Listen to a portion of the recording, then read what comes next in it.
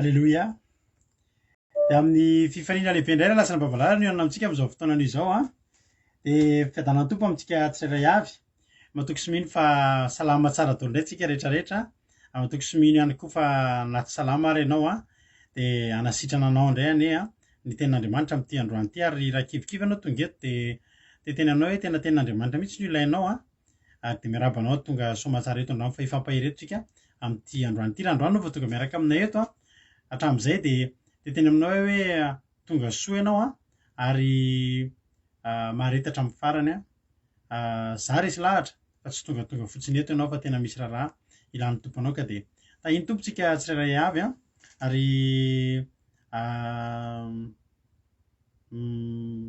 araroty ny fotoana mbola ahafahantsika mihaino tenin'Andriamanitra ray havana malala fa zava-dehibe mbola ahafahantsika mihaino tenin'Andriamanitra tahaka izao. Dia ho tahin'ny tompo anie tsika tsirairay avy a ary raha voalohany ianao tonga eto dia aza mihafahafa miditra anaty commentaire tahaka ny ankizy rehetrarehetra izay hitanao ireo a antsika rehetra ity fandarana ity tsisy tompon'izy ity a fa dia izay rehetra tonga eto dia raisina tanandroa avy amin'Andriamanitra tsisy ho lavina na dia iray ary a dia tahiany Jesosy ary isika tsirairay avy. Mba ampianareo kely a iza ny niditra voalohany teto androany a ny tenin'ny ranabavinael hoe l'alléluia avy a sa ny tenin'ny anabavy mami hoe te fa aty amiko izao ny anankiray a telefônina samihafa ny eto ny iray miteny hoe mami ny iray miteny hoe nael iza ny tonga voalohany teto ianareo miravavy tamin'ity androany ity a ho tahin'Andriamanitra manokana iza ny any aminareo any zao no mipotrana nael sa i mami fa aty amiko izao ny telefônina iray i mami manao hoe te a dia nael manao hoe l'alléluia.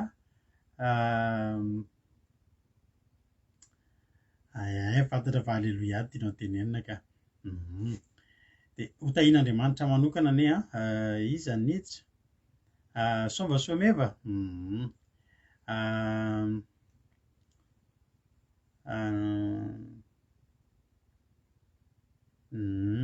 ranabavy mami voalohany ny faharoa dia tahin'ny tompo ianao amin'ilay fanetretena fa dia ho tahin'ny tompo manokana koa anie ianao ranabavy mami a tahaka ny tahin'Andriamanitra miompampana ny ranabavy nael ihany koa dia nareo miravavy dia ho tahin'Andriamanitra manokana anie nareo amin'ity androany ity ary fahasoavan'Andriamanitra hirotsaka tsy manapetra eo amin'ny fiainanareo manontolo amin'ny lafiny rehetra ho tahin'Andriamanitra. Tahin'i Jesosy tsika tsirairay avy a izy miravavy zany natao tsofintsika rano tonga voalohany teto zany satria ny hitako aty dia zavatra anankiroa dia tonga dia naneritreritera moa ranabavy mami izy ny faharoa fa dia ho tahin'ny tompo manokana nareo miravavy androany a nareo niditra voalohany teto androany nisy ny ex-aequo zany androany. Alléluia. Dia fahasoavan'Andriamanitra anie ho amintsika tsirairay avy adiny iray sasany io ny raha antsika adiny iray sasany mahery eo a dia andao ankatsirony amin'ny tenin'Andriamanitra tsika amin'ity androany ity.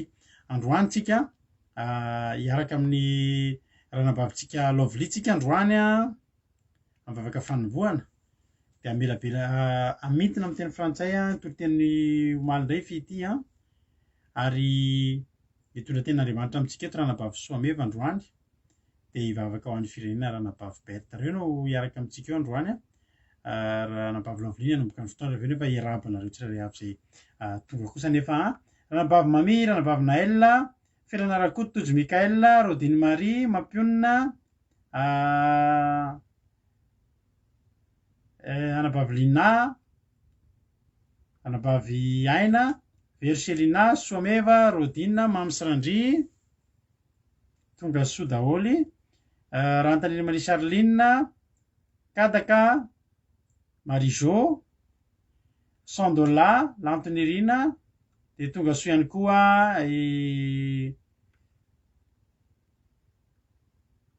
erikaraka faliray elitovo berte sava tahin'i Jesosy verselina dia tahin'ny tompo ihany koa i lovely razana monika yama sonavevin'Andria mananjara dia tonga soa ihany koa i Manico bonsoir dia Andonina Suzelle bonsoir ihany koa dia tahin'i Jesosy dia lovely ny kamamitina alléluia tonga soa koa da Léonie nambintsoa tonga soa ihany koa tiana rakoto ary zaka sy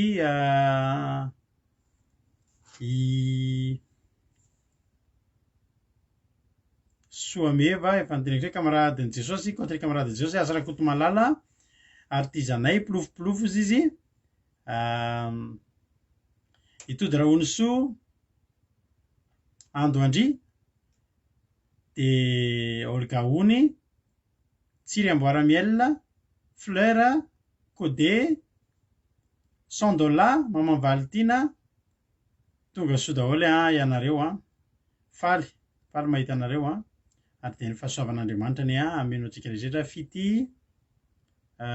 izy koa mbola tsy voarabako teo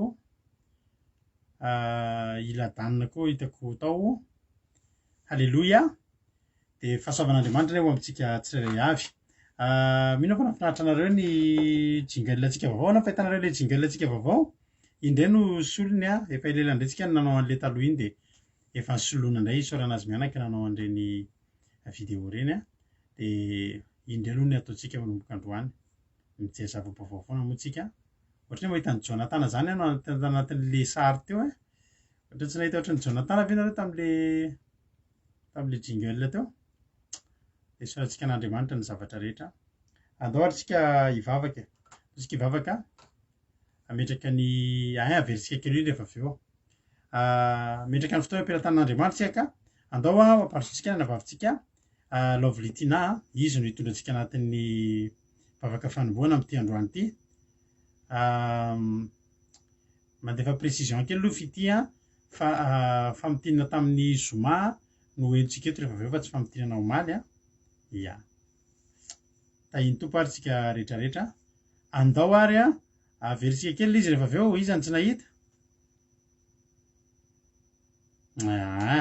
tsy hitany Marizo averitsika eo iny rehefa avy eo ka ao anatin'ny vavaka fanomboana ny amerenantsika azy ndao ary tahiny tompo ary ranabavy Lovely anao ny fitenenana hivavaka isika metraka ny fotoana ampirantan'Andriamanitra fiadanan'i Jesosy ho amin'ny pastera dia fiadanan'i Jesosy ihany koa ho amin'ny tsika mpiaino tsirairay avy izay tonga eto dia hiara hivavaka indray ary tsika ry havana malala metrahantsika eo ampilantanan'Andriamanitra izao fotoana izao ry Jesosy malalanay eo ray maminay sady tsy foinay ray be fitiavana izay tsy mba manadino anay ianao Jesosy mbola nampiray anay indray eto amin'ity fotoana ity ary fantatray fa fifaliany fonao Jesosy mbola hitongavanay eto indray angetaentanao koa dia tonga eto indray izay Jesosy malala ny fonay tsy hainay tsy saotranao noho ny famindraponao noho ny fitantananao izay mbola hoe ahafanay miteny eto izay mbola ahafanay miaina eto indray ny hafatra avy aminao satria mbola noho ny fitiavanao no nahatrapa-mijenanay tsirairay avy reto Jesosy malalo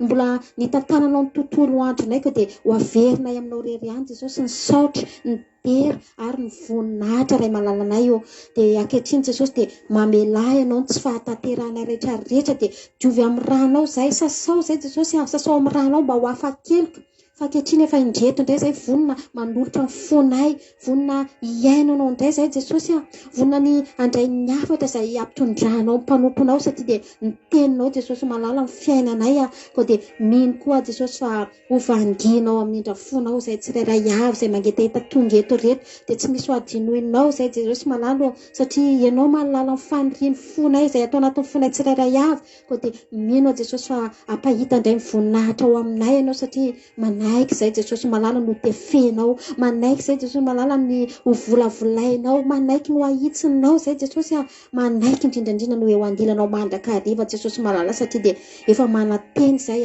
ny rosy manateny izay Jesosy ny aminay fampanantenana izay andrandrainay sy efa nampanantenanao anay tsirairay avy koa dia manatrea feno izao fotoana izao ianao Jesosy malalo koa dia nafiry izay ny tonga eto firy nisanay tonga eto Jesosy malala dia efa vony izay ny ainanao satria ianao raha toa efa milaza na roa na misy roa na telo miangona amin'ny anaranao Jesosy dia ho afovoanay ianao koa dia arotsao aminay tsirairay avy Jesosy malala ny fanahy masinao dia raha kofy amin'ny ranao ihany koa Jesosy ny connexion anay tsirairay avy reto dia omeo faharetana izay aharitra hatramin'ny farany miaino an'izany afatra avy aminao izany dia ny anaranao rery ihany eny Jesosy no hisandratra eto dia voninahitra anao rery ihany hatramin'ny taloha indrindra ka ho mandrakizay dia ho esory Jesosy ny fanelingely anaratra roanay amin'ny anaranao izany alleluia amen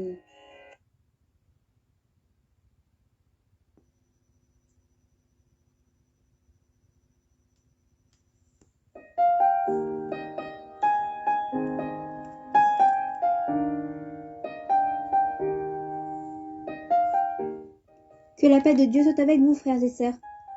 C'est avec grand plaisir que je vous fais aujourd'hui le résumé en français du sermon du vendredi 7 janvier 2022 qui nous a été partagé par pasteur Jade.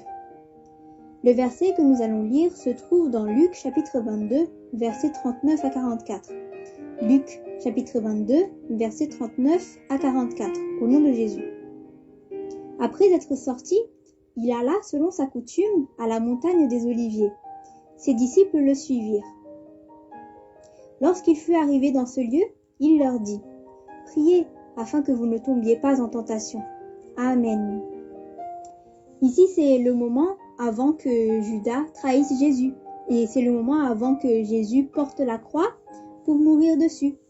Donc, avant de mourir, Jésus il est monté sur la montagne des Oliviers et il est allé à Gethsémané. C'est un endroit où il y a beaucoup d'oliviers. Gethsémané, ça se trouve à 1 km de Jérusalem. Et Gethsémané, ça veut dire pressoir à huile. C'est l'endroit où on recueille l'huile d'olive. Donc Jésus, il y allait souvent parce qu'il est plus connecté avec Dieu quand il prie à Gethsémané. Et c'est surtout là-bas qu'il reprend des forces. C'est vrai qu'il y a un temple à Jérusalem, mais Jésus, il préfère parler avec Dieu là-bas, surtout quand il est triste, surtout quand il est dans des situations comme ça. À ce moment-là, l'âme de Jésus était dans la peur. Donc c'est pour ça qu'il est monté sur la montagne des Oliviers, parce que sur la montagne des Oliviers, il y a la présence de Dieu, et c'est là qu'il peut trouver de la force, comme David. Quand son fils Absalom l'a trahi, et quand il l'a poursuivi, David il s'est enfui et il est monté sur la montagne des Oliviers. Toi aussi, essaye une fois de monter sur une montagne pour prier, parce que tu verras la différence entre prier chez toi et prier dans une montagne. Tu verras que la présence de Dieu, elle est différente. Et à la montagne, tu peux prier aussi fort que tu veux. Et tu seras seul avec Dieu, parce que à la montagne, c'est silencieux. Nous allons ensuite continuer au verset 41 à 44. Au nom de Jésus. Puis il s'éloigna d'eux à la distance d'environ un jet de pierre, et s'étant mis à genoux, il pria, disant : « Père, si tu voulais éloigner de moi cette coupe, toutefois que ma volonté ne se fasse pas mais la tienne. » Alors un ange lui apparut du ciel pour le fortifier. Étant en agonie, il priait plus instamment, et sa sueur devint comme des grumeaux de sang qui tombaient à terre. Amen. Donc Jésus, quand il a prié, il était tellement en agonie que sa sueur, ça s'est transformé en sang. Et vu que Jésus était en agonie, on nous dit qu'il priait donc plus instamment, plus fort. Quand tu cherches Dieu, c'est là que tu as besoin de prier fort pour l'appeler.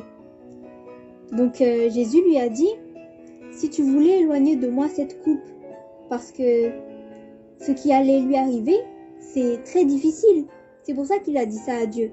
Mais après, Jésus, il a dit : « Toutefois, que ma volonté ne se fasse pas, mais la tienne. » Toi aussi, place la volonté de Dieu avant la tienne. Même Jésus, il a dit : « Vaut mieux accomplir la volonté de Dieu plutôt que la mienne. » Parce que la volonté de Dieu, elle apporte de bonnes choses, elle apporte de bons fruits.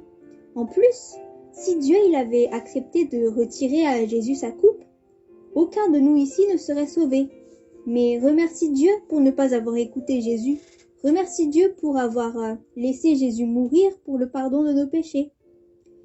À Gethsémané, à ce moment-là, ce n'était pas de l'huile d'olive qu'on a recueilli, mais on a recueilli le salut qui vient de Jésus. Et quand David il est monté à Gethsémané, sur la montagne des Oliviers, ce qu'on a pu recueillir de lui, ce sont des psaumes, les psaumes qui nous fortifient aujourd'hui. Donc quand tu traverses des problèmes en ce moment, c'est là en fait que Dieu il veut faire sortir tout ce qu'il y a de bon en toi. Donc ne te décourage pas si tu as l'air d'être pressé comme une olive. Ce que Jésus il a dû traverser ici, ça a été très difficile. Et on dirait qu'il a été pressé comme une olive aussi. Mais on a pu recueillir de Jésus le salut grâce à ça. Donc quand tu passes par des problèmes, ne t'inquiète pas, parce que ça veut dire qu'il y a de l'huile d'olive en toi qui doit être extrait. Continue toujours d'avancer Et peu importe ce que Dieu veut, accomplis sa volonté parce que sa volonté, elle est bonne pour toi. Alléluia. Voilà pour le résumé en français du sermon du vendredi 7 janvier 2022. Que Dieu vous garde et que Dieu vous bénisse.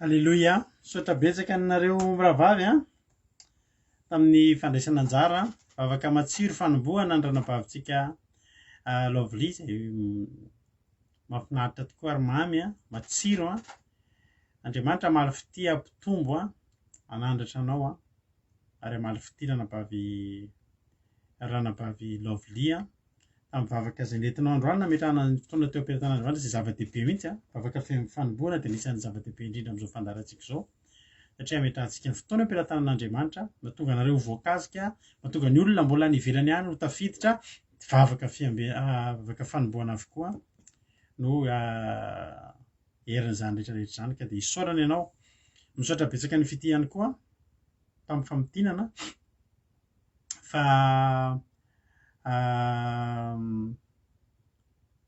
le feokira dia tena tiany dady iny tena feokira mahafinaritra dia makasitraka dia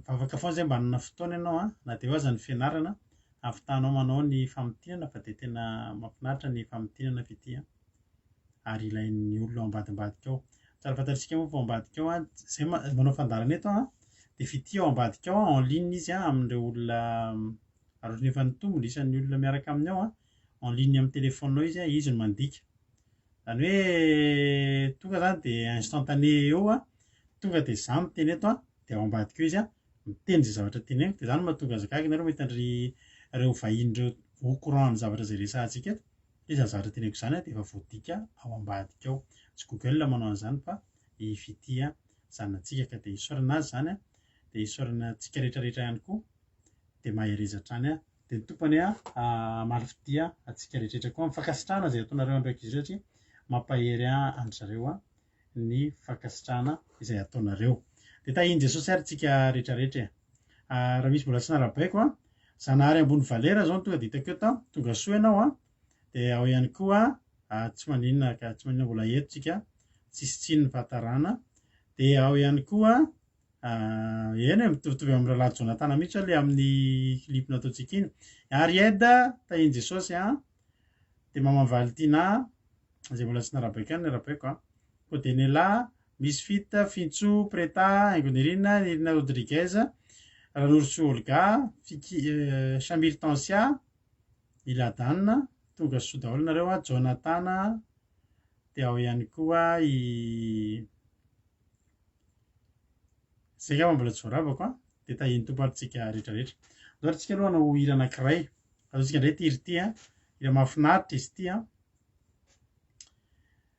tsy haiko ianao raha mitovy hevitra amiko fa za betsaka ny zavatra nanenenako teo amin'ny fiainako hatramin'izay nenako misy zavatra ataoko ohatra taloha dia nanena hoe tahaka izay tsy nanao an'iny niditra amina zavatra hoe tena tahaka izay tsy nanao ary efa samy tratrana fanenena taontsika fa zavatra ray ny tena tsy mba nanenenako teo amin'ny fiainako dia nandray an'i Jesosy ho tompo-sy ny fiainako mino aho fa mitovytsika dia ataontsika izany iry izany hoe tsy nanenenako dia aoriana izay tsika tonga dia ao anatin'ity tena maka baiboly maka toerana tsara maka vandro dia ny tenin'Andriamanitra mahafinaritra be hoentin'ny ranabavitsika soa meva isika avy any avaratra indray varatra aza indray ny torotentsika androany ndao ary tahiny tompo ary tsika rehetra mihaino finaritra daholo dia rehefa tsika mihaolo eto amen.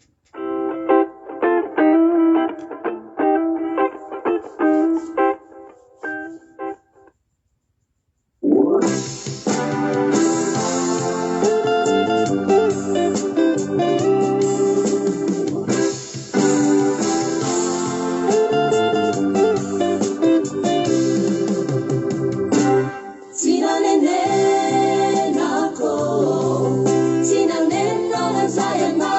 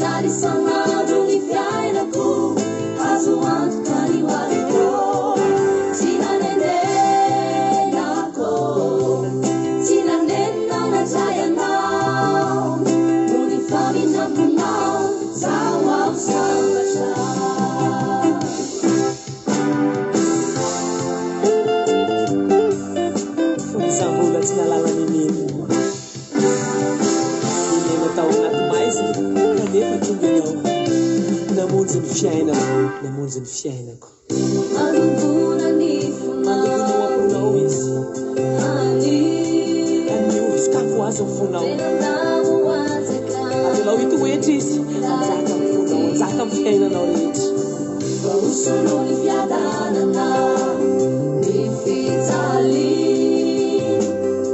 Andiamo devo sapanao Fazianeni niannao Sina nenenako Sina nenno na zayanao Kami azzari sanado ni fiainaku Azu antkani wadiko Sina nenenako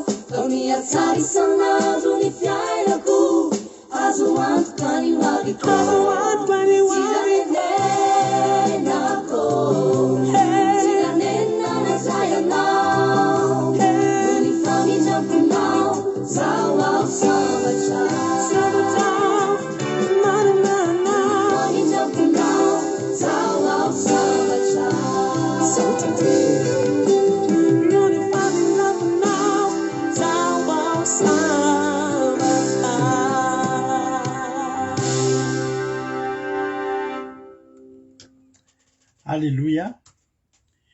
Tsy nanenenako ny nandray an' Jesosy aza nenenanao koa ny tonga eto na marety tenin'Andriamanitra na matsapa ohatrany hoe naray antson'Andriamanitra ndao tsika tena hiteny hoe Jesosy ny olona verin-dalina satria ohatrany hitany hoe ohatrany tsy dia io ny lalana tena tsara sa hoe nahoana fa aza nenenanao nandraisanao an' Jesosy hitanao ny fahatsaran'ny fiarahana aminy ry havana malala hitanao ny fahatsaran'ny fiarahana aminy zao fiainana iainantsika izao dia tena tsy haiko ry havana hoe ahoana ny fomba iainan'ny olona amin'izao fotoana izao tsy miaraka amin'Andriamanitra fa mafy ianao raiso fahasoavan'Andriamanitra mihitsiny raiso fahasoavan'Andriamanitra eo aminao zany hoe ianao manana fifandraisana amin'Andriamanitra izany ry havako malala hoe amin'izao fotoana andro akaiky ny faran'izao ianao mbola kristianina mijoro ohatran'io raiso fahasoavan'Andriamanitra eo amin'ny fiainanao zany ay tia ny anabavy amboarantsika io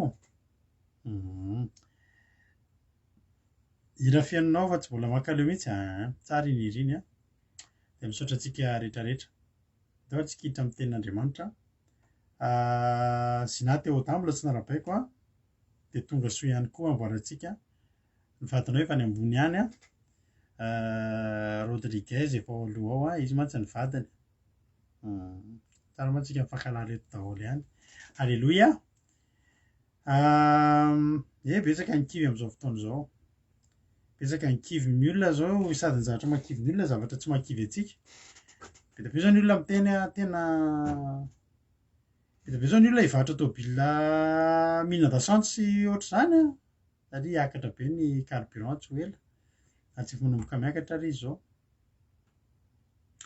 ny olona dia efa marary an-doha amin'izany fa ianao aza marary an-doha amin'izany fa Andriamanitra mamatsy anao ary Andriamanitra ahatonga anao tsy manan-java-mahory tsy olon-java-tsoa fa mifikira amin'Andriamanitra tsy amin'ny volana ny harena ihany na ny carburant fa ho amin'ny fiainana mandrakizay atsika hiditra amin'ny tenin'Andriamanitra dia mino finaritra aorianan'ny toriteny ranambavy Soameva dia velona tena tahaka ny mahazatra hitondra famelabelarana ndao ary ranambavy Soameva hanao ny fitenenana hitondray tenin'Andriamanitra mahafinaritra izay tainy tompo aritsika rehetrarehetra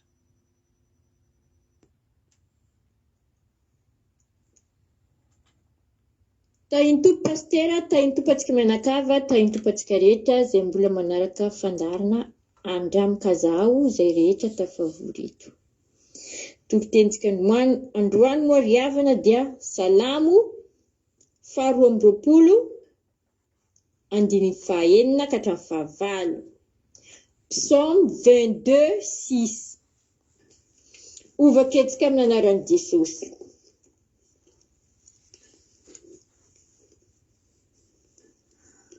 Ary izao dia olitra fa tsy olona, fandatsan'olona sy fanavetavetam-bahoaka. Izay rehetra mahita ahy dia manaraby ahy.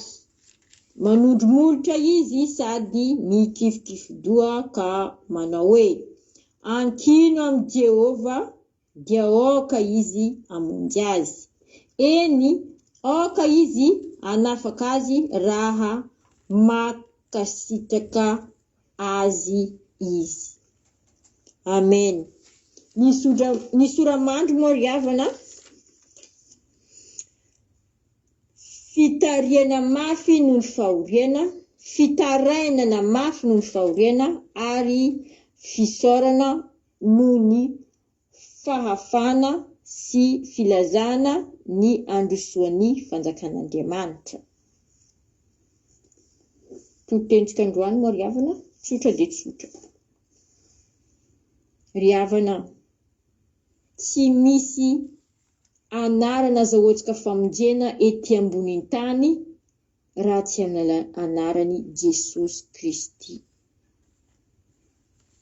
Ny anaranao Jesosy Kristy tompony azahoany famonjena. Ary nasian'Andriamanitra tamin'ny fitiavany ny famonjena antsika tamin'ny alalan'ny zanany lahy tokana izay nalefany tety ambonin'ny tany. Anio ry havana dia ho tonga ao an-tokantranonao ny famonjena io. N'aiza ny alehanao, na nam-piasana anao, na nam-pandehanana anao, n'aiza ny tany misy anao rehefa malala, dia ao anatinao izany Andriamanitra velona izany, satria anao dia tempolin'ny Andriamanitra. Mitoetra ao anatinao izy. Ry havana, raha misy ady anao, raha misy fahoriana anao ry havana, na miady mafy anao zao ry havana, dia antsoa Jehovah Andriamanitra fa eo no anafananao sy amonjenanao. Mamonjy Andriamanitra rehefa miantso anao amin'ny andro mahoranao. Olona mitaraina io miteny io hoe, izy nanao hoe, ary izao dia olitra fa tsy olona. Olona mitaraina io ry havana, olona malahelo io, misy zavatra tsy zakany tsony eo amin'ny fiainana. Io teny io ry havana dia tsy karoana fa ao am-potsika izany hoe fitiavana an'Andriamanitra izany, fitiavana ho an'i Jesosy izany. Efa ao izy ry havana. Aoka sika ry havana, alalan'i Jesosy Kristy tompo. Aoka tsika tsy ho décourage eo amin'ny fiainana tsika. Ity olona ity milaza izy fa hoe olona efa tokony maty. Milaza izy olona tokony efa sitrobelona mihitsy izy satria noho ny amafisany ny problème ry havana.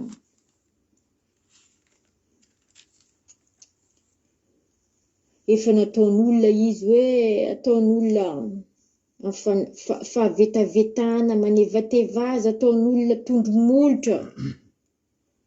Raha olona tsy niasa saina izy ty ry hava malala dia efa namono tena izy. Kanefa kosa mitady famonjena ao amin'ny Jesosy Kristy tompo izy. Ho tonga ao anatinao ny famonjena rehefa mitady an'i Jesosy ianao. Amonjy anao izy amin'izay andro ilanao azy, amin'ny andro mahoranao rehefa malala. Aminanao ory igny ry havana,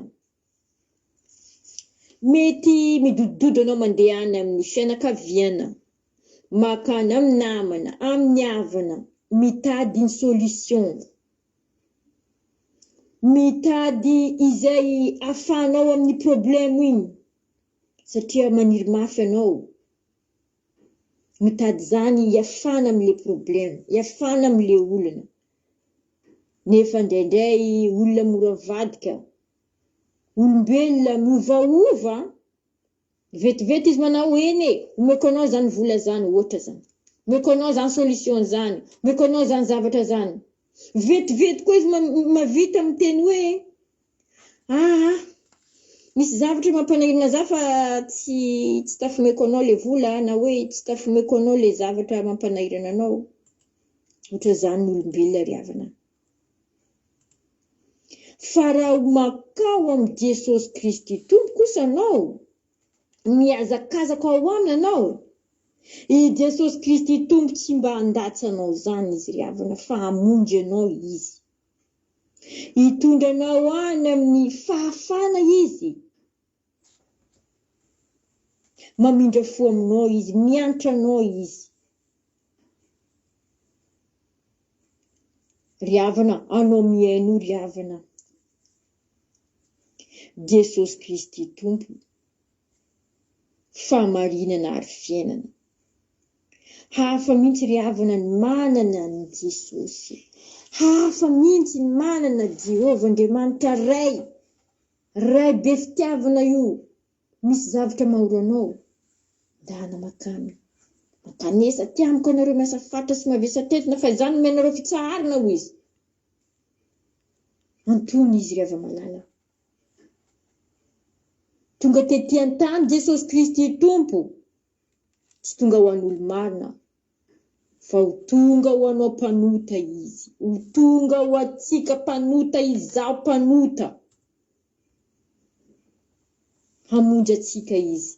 Aza misarasara manatona azy ry havana. Ento aminy ny enta mavesatra ry havana. Hanafaka anao izy amin'ny andro rehetra. Aza mivilivily zany ry havana, fa tonga de makanesa ho aminy. Fa izaho matoky an'izany, fa hoe tsy maintsy afana anao. Indrindra fa izao amin'ny fiainantsika izao ry havana. Indrindra fa amin'izao fiainana miainantsika amin'izao tontolo izao, ankehitriny izao, ndesa eo aminy, iento eo aminy tsy zakanao rehetra. Zanak'Andriamanitra anao ry havana. Ao amin'ny Jesosy ihany ny lalana azahoana famonjena.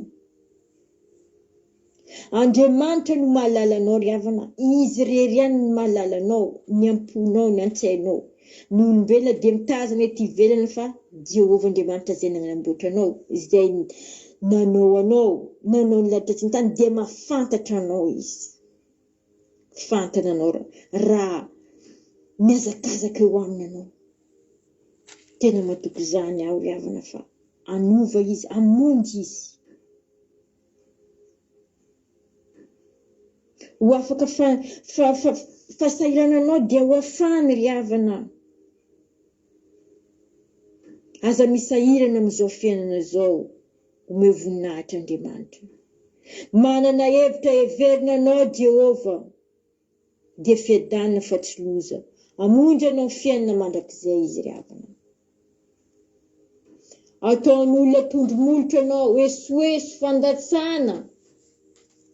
Jesosy Kristy tsy anao an'izany. Jesosy Kristy tsy andatsa izany izy ry havana. Andray anao izy. Io fahorianao io ry havana, dia ataon'Andriamanitra fifaliana. Firavoravoana eo aminao io fiadanana. Fa raha n'olotra izany eo aminy anao, anome voninahitra izany anao. Raha anome voninahitra ny Jehovah Andriamanitra ray anao, dia tsisy zavatra tsy ova eo amin'ny fiainanao. Afaka ny alaherinao io ry havana. Afaka ny fahorianao io, hovany io, ampisehoanao ny voninahitra sy ny fahagagany, ny alehibeazany. Ry hava-malala, misy Andriamanitra mpamaly soa. amin'izay rehetra mitady azy ianao dia omeny anao ny valisoanao. Zany izy rehefa malala. Izany tahin'Andriamanitra dia voatahy mandrakizay. Ho tahinanao sy ny ankonanao. Ho tahinanao na miditra na mivoaka. Ho lavitra antsika menakavy ny aretina. Ho lavitra antsika menakavy ny loza. Derena Jesosy mandrakariva. Derena Jehovah Andriamanitra ray be fitiavana tsy miova ary mandrakizay. Misaotra Jesosy malala tompony sabata ho. Alléluia. Amen.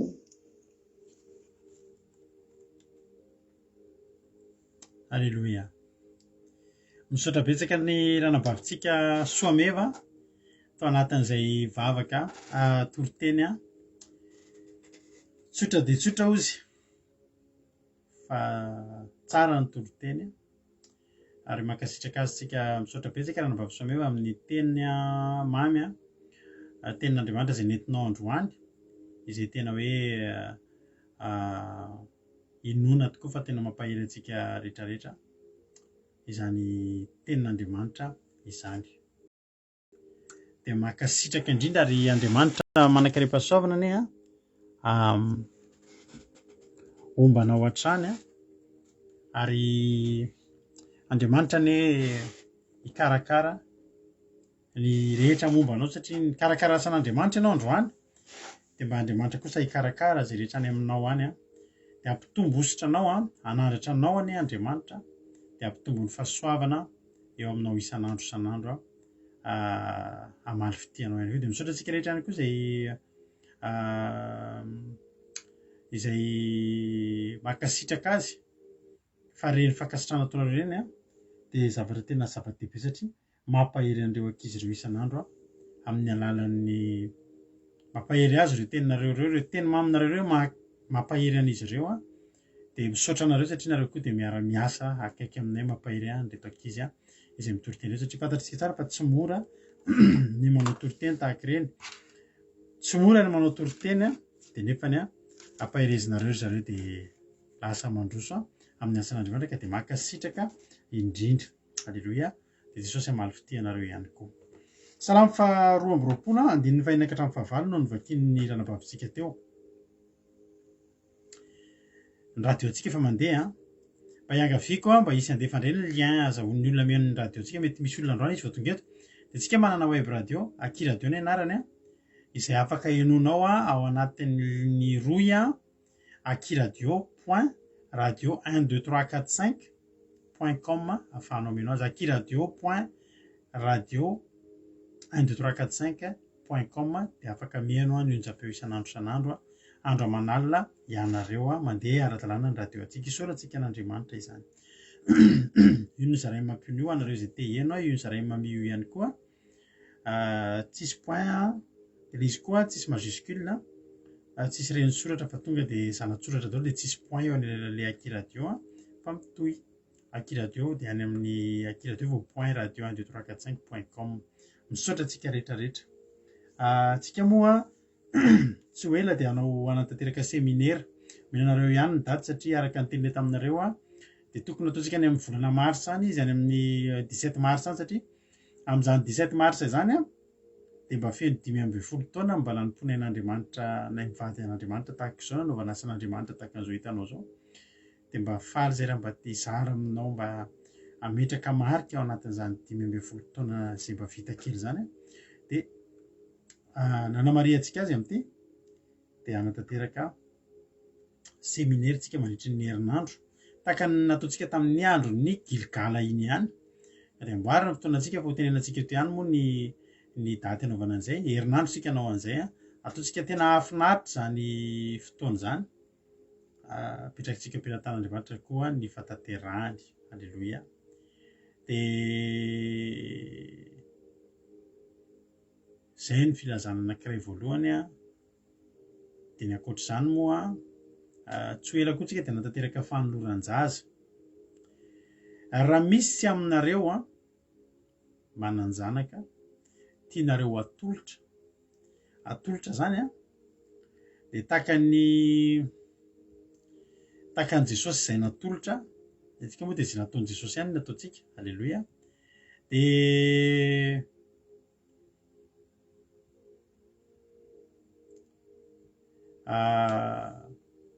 atolotra zany tsy batisy akory, samihafa zany tsy batisy akory fa raha jetsika zao ny amin'ny bokin'ny Luka toko fa tsy idiran'ny toritena akory ty fa to dia lazaiko ety am-boalohany fotsiny. Isika jery tena Andriamanitra ny amin'ny Luka, any amin'ny Luka toko faharoa, Luka toko faharoa, Luka toko faharoa andiny manomboka amin'ny andiny 520. Ny soramandry manomboka amin'ny andiny 520 dia ny namorana an' Jesosy sy nitondra anazy teo amin'ny tempoly. Nitondra anazy teo amin'ny tempoly zany dia nanolora anazy tena tsy n'Andriamanitra. Andiny 520. Donc aloha ataontsika amin'ny andiny 120 mihitsy. Ary rehefa tapitra ny hahavaloana dia hofirana ny zaza ka rehefa teraka valo andro mantsy ny jiosy dia forana tamin'izany. Raha mananjanakalahy koa nareo dia fora ao ataovy didipoitra fa tena ara-baiboly zany. Natao hoe Jesosy ny anarany araka ny ilay nataon'ny anjely fontsibola notorotoroiny natao akibo izy. Ary rehefa tapitra ny andro fidiovany araka ny lalàn'i Mosesy, tadidio Jesosy efa tany amin'ny andron'i Jesosy dia voalaza fa araka ny lalàn'i Mosesy zany hoe tsy marina ny fitenenana fa rava ny lalàna tany amin'ny testamenta taloha. Ny antony Jesosy aty mbola narahana araka ny lalàn'i Mosesy. Tsy lalàna Mosesy fa lalàn'Andriamanitra nampitondraina Mosesy. Mazava foana zay. Ary rehefa tapitra ny andro fidiovany araka ny lalàn'i Mosesy dia nitondra azy niakatra tao Jerosalema izy mba atolotra ho an'ny Tompo, atolotra ho an'Andriamanitra. Io ny atao hoe fandroran-jaza araka ny voasoratra amin'ny lalànan'ny Tompo hoe ny lahy voaloha teraka rehetra atao hoe masina ho an'i Jehova. Ary mba fanatitra araka izay voalaza amin'ny lalàn'ny Tompo toa hoe domona roa sy zanam-poromailala roa. Andiny 520 ary nisy lehilahy atao hoe Simeona tao Jerosalema. Ary marina sady vavaka tsara zany lehilahy zany ka niahana fampiononan'ny Israely ary fanahy masina dia teo aminy. Ary efa nambarany fanahy masina taminy fa tsy ahita fahafatesana izy mandrapahitan'ny Kristy Tompo. Mandrapahitan'ny Kristy ny Tompo. Ary nentin'ny fanahy masina dia teo an-kianjan'ny tempoly izy ary efa nampiteniny ray aman-drenin'i Jesosy. Ary rehefa nampidirin'ny ray aman-drenin'i Jesosy zaza mba hanaovana araka ny fomba lalànany amin'ny zaza dia nitrotro azy izy ka niterin'Andriamanitra ny hoe Tompo, ankehitriny ny mpanomponao dia alefanao amin'ny fiadanana araka ny tenao fa masika fanahita ny famonjenao izay namboarinao teo anatrehany firenena rehetra dia fahazavana ahazavan'ny firenena sady voninahitry ny Israely olonao. Alleloia.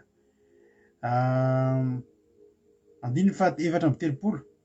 Ary Simeona nitsodrano azy ireo ka anao tamin'ny Maria renin'ny zaza hoe indro ity zaza ity dia voatendro fandavona sy fananganana ny maro amin'ny Israely ary ho famantarana ho lavina. Ary fanahinao aza dia ho tsatohana sabatra mba aseho ny hevitry ny fo maro. Alleloia. Raha tiana tenena amin'io dia izao hoe io zany tsy batisa io fa fanoloran-jaza. Zany hoe etintsika eo anatrehan'Andriamanitra ny zanantsika ho tsofintsika rano tahaka ny tsofana an'i Jesosy rano hoe ity zaza ity dia ho voatendro fandavona sy fananganana maro ary tanteraka ny tamin'i Jesosy zany tsodrano zany. Raha tianao ny zanakao ho tsofina rano ka ho tanteraka eo amin'ny fiainana ny tenin'Andriamanitra na zazakely na zazabe. Rehefa zaza mbola tsy nahalala fahotana fa raha zaza efa nahalala fahotana dia mila atao batisa indray zany zaza zany ary manentana anareo ihany koa. Tsy sasatra izay mivady tsy sasatra izay mianakavy manentana anareo ny amin'ny tokony hirosontsika amin'ny ranon'ny batisa ary avana malala fa ho avy Jesosy. Izay misy atao batisa no vonjena ary izay tsy mino dia hoelohana. Milohany havian'i Jesosy dia tokony atao batisa isika, batisa ny fibebahana indretsika rehefa lehibe na halalahota no atao batisa. Roboka anaty rano tahaka an'i Jesosy naroboka Jaona nampanao batisa tanaty rano tamin'ny 17 taonany. Fa ity natao hoe fandroran-jaza. Mazava zany zay momba ny fandroran-jaza. Ny fandroran-jaza dia hitondrantsika ny zanakareo. Nenefa vita voatolotra daholo ny zanakareo izay ihany nanolotra azy teo anatrehan'Andriamanitra. Ho tsofina rano izy amin'izay fotoana izay. mba tsy ho zaza marary lava, mba tsy ho zaza rehefa niarinany zaza mahaditra lasa jiolasy sy sisa de etitsika na voateraka zany anareo voaterabao reo na efa lehibebe ny zanakareo fa mbola tsy natotra tena tsen'Andriamanitra de mandefasy anareo MP amiko de alefa nareo amiko ny MP hoe mangeta entinareo ho atolotra ny zanakareo de alefaso nisy an'ny zaza sy ny anarany fa anao takany tamin'ny taona tamin'ny vina moa nanabavitsilina tamin'ny 2020 tsika nanao fanoran-jaza iny de eo am'izay tsika ho atambotra anaty gropy anankiray anareo de misy fifanana kely ho an'ny ray aman-dreny aloha ny amin'ny fitondrana ny ankizy tokony fitezana ny zaza araka ny sitrapon'Andriamanitra de vitsy zay tsy le zaza mianatra tsy le zaza mbola zaza fa itsika ray aman-dreny no manao an'ilay izy tiana malala ihany malala randry tonga soa zany tiana malala randry RB tiana ihany koa tahiny Jesosy izy koa mbola tsy narabaiko teo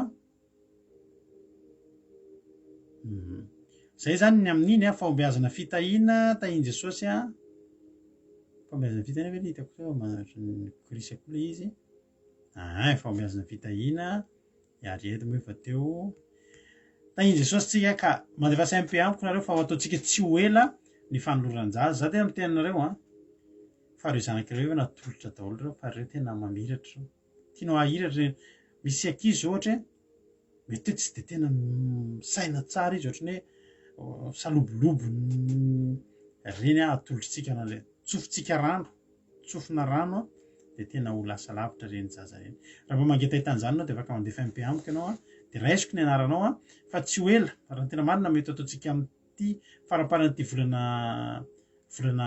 janvier ty na voalondohan'ny février ny fanoloran-jaza ataotsika satria ny antony ao aorianan'izay indray tsika de efa hanomana ny séminaire izay ataotsika mandritra ny herinandro tahakany tamin'ny Gilgal ataotsika tamin'ny 2020 reny izay tena nandraisantsika valim-bavaka sy fahasoavana be dia be izay zavatra izay fahoviana zany afaka mangaofana azy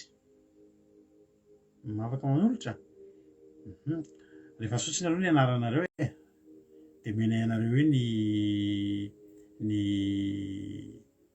tamin'ny 1er novembre izy natao reny hanambavitsilina rehefa sotsiny aloha ny anaranareo de tenentsika eo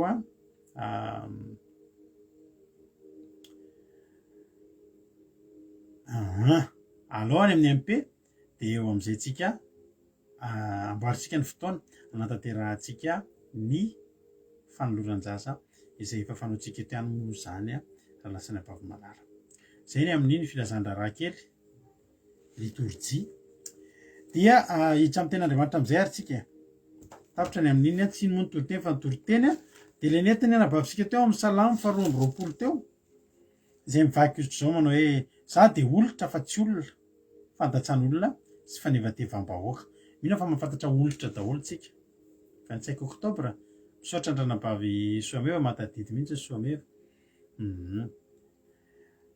za de olotra fa tsy olona mahalala olotra daholo tsika olotra le kakana kely reny ohatry ny kakana kely reny izy biby tena tsinitsinina za de olotra fa tsy olona ary fandatsan'olona sy fanevatevam-bahoaka izay rehetra mahita de manaraby manondro molotra sady mifikify-do ka manao hoe akinao amin'ny Jehova de aoka izy hamonjy azy eny aoka izy hanafaka azy raha mankasitraka azy izy zay le tenin'Andriamanitra za de olotra fa tsy olona izany zavatra zany androantsika hianatra zavatra ngeza be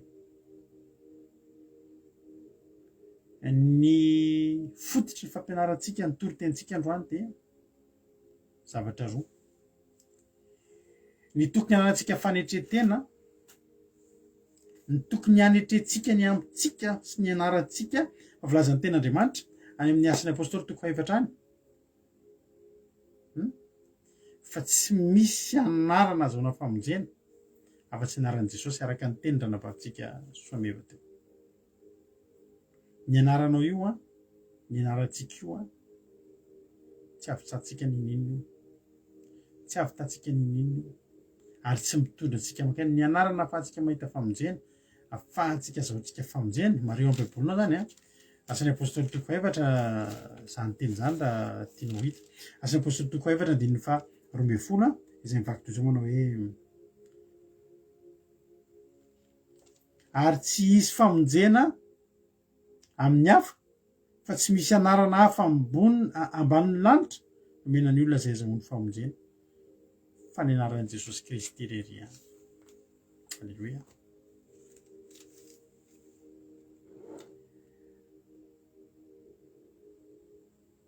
Fanetretena zany hoe za de olitra fa tsy olona. Isika kristianina de tena olona tokony manana fanetretena ary Jesosy tena nampianatra antsika foana hanetretena satria io tantara io ry havana mareo am-baibolinao fa ny Salamo 2:20 io de tsy inona akory fa faminaniana ny amin'ny Jesosy.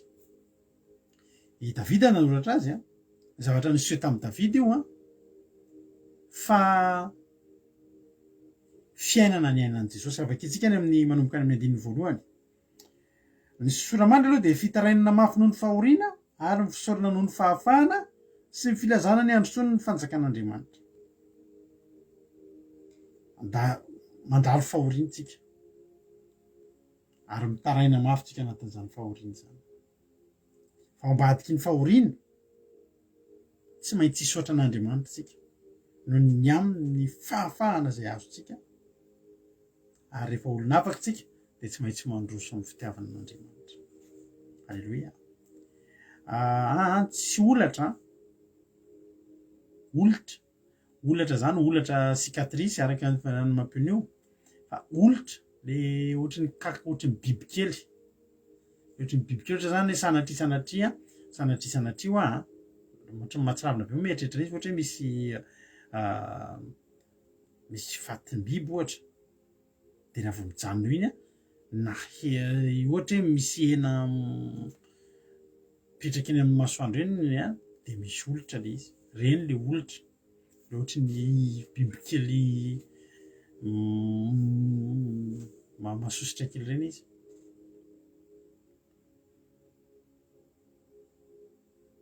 Io Salamo 2:20 de tsy inona fa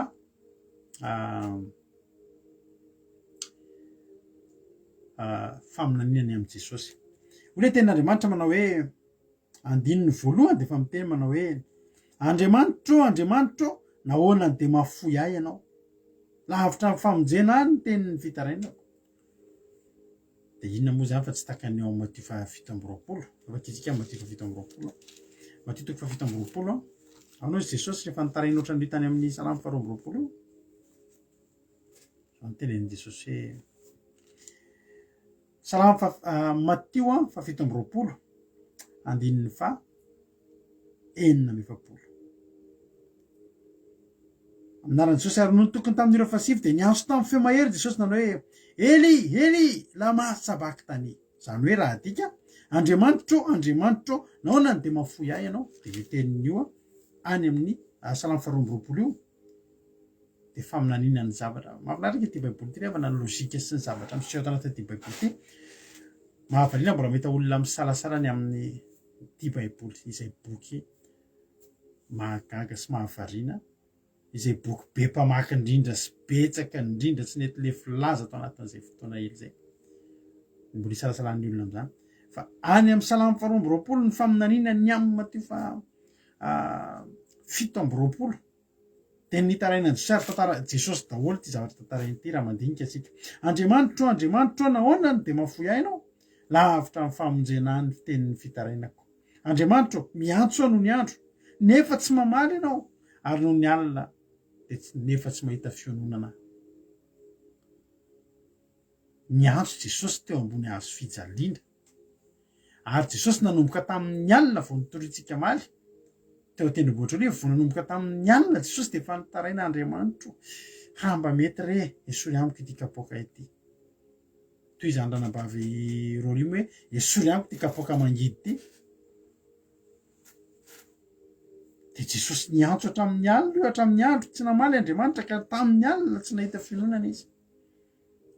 Andininy fa telo kanefa masina ianao raha mipetraka eo amin'ny seza fiandrianana eo ambonin'ny fideran'ny Israely eo. Jehovah dia mitoetra ambonin'ny fiderana. Ianao no nitokin'ny razanay natoky izy ka namonjy azy ianao. Ianao no nitarainy ary ka afaka izy. Ianao no notokiny ka tsy menatra izy.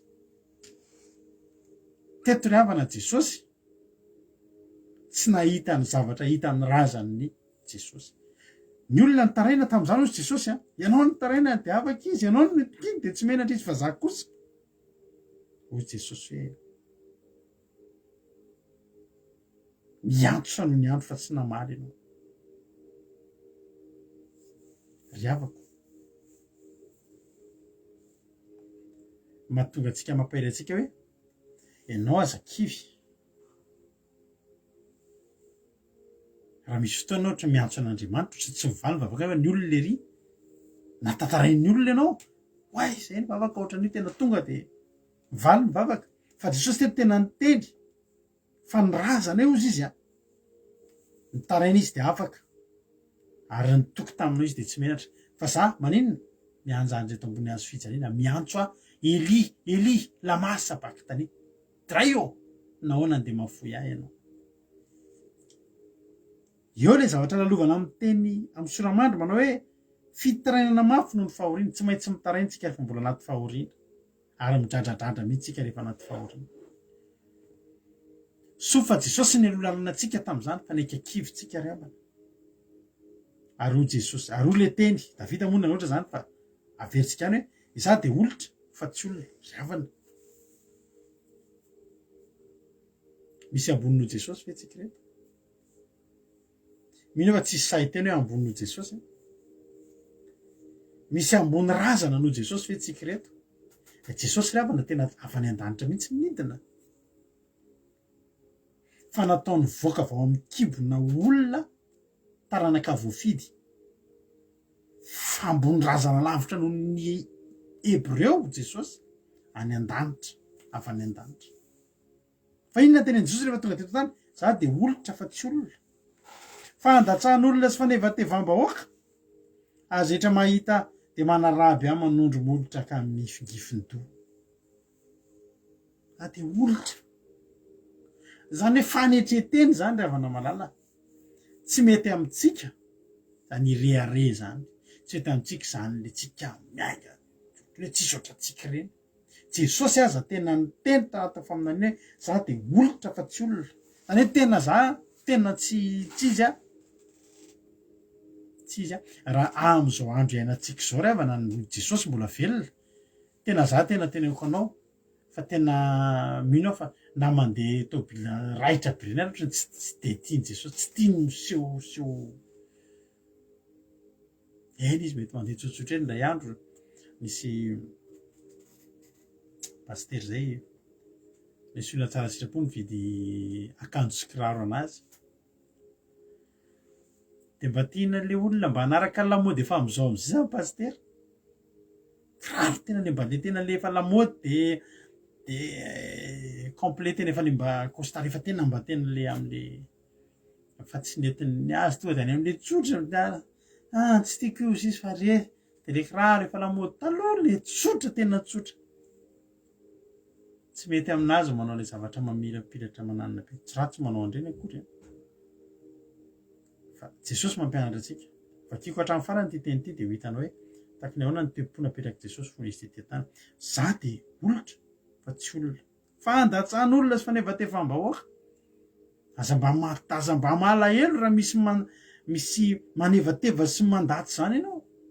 Fa Jesosy teo alohanao ambony lavitra noho isika fa nataon'olona an'izany. Zay rehetra mahita azy dia nanaraby azy. Dia manara-panjakan'i Jiosy sady domin'ny olona kely. Manara-panjakan'i Jiosy. Manondro molotra. Iny ianareo ny mpanjakan'i Jiosy. Manondron'olona molotra. Tsika eo misy olona manondro molotra dia efa tsy mahataty. Nefa tsika izy kristianina. Mifikifidoha izy nahita. I Jesosy hoe irady hoe zany le mifikifidoha. Mifikifidoha. Vao mareny anarany olona. iza le rady raha koa tsara tsy pasitera akory ary zany le mifingifiny jesosy ngerana i jesosy kristy hoe tsy inona koa le zanaky le mpandrafo tsy mifikifiny misy olona mahita anao de mifikifito ary mitenana hoe ankinao am' Jehova de aoka izy amonjy eny aoka izy anapaka makasitraka azy izy hoy ny olona ny amin'ny Luka 7:20 andry akitsika zay teny zay Luka 7:20 Luka 7:20 andininy any amin'ny andininy fa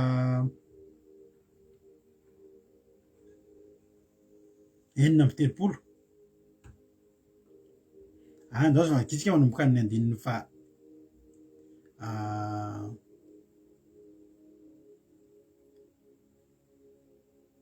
enina amby 30 ary ny olona nijanona teo ka nijery azy ny olona nijanona teo ka nijery azy ary ny olona kosa mba nandatsa ilay nandatsa ka nanao hoe namonjy ny sasany izy aoka vonjehany koa ny tenany raha izy ny Kristy an'Andriamanitra de ilainy fidiny ary miaramila ny miazy ahoana mpanjaka ny Jiosy de ozy izy hoe namonjy ny sasany izy de aoka vonjehany ny tenany de voalaza ry mihitsy zany nifikifidony olona de niteny hoe ankinao am' Jehova de aoka izy amonjy azy eny aoka izy anapaka azy raha makasitraka azy izy ny fiatretan'ny olona Jesosy tsy nakasitran'Andriamanitra tsy zanak'Andriamanitra satria tsy nivonjena teo mampalahelo fa ho Jesosy hoe Jesosy tsy niteny zao fotsiny mba niteneny raiko mamelany elony fa tsy fatany zay ataony de ozy ny olona hoe miaramila koa miazy ary nakeo aminy ka nany miazy vinaikitra sady nanao hoe raha ianao mpanjaka ny Jiosy vonjeo ny tenanao de ohatran'le voalaza ry mihitsy hoe ankinao am' Jehova de aoka izy amonjy azy aiza ny Jehovanareo tsika misy fotoana tenen'ny olona zany mandalo ady zany mahatonga atsika erinao tsara ty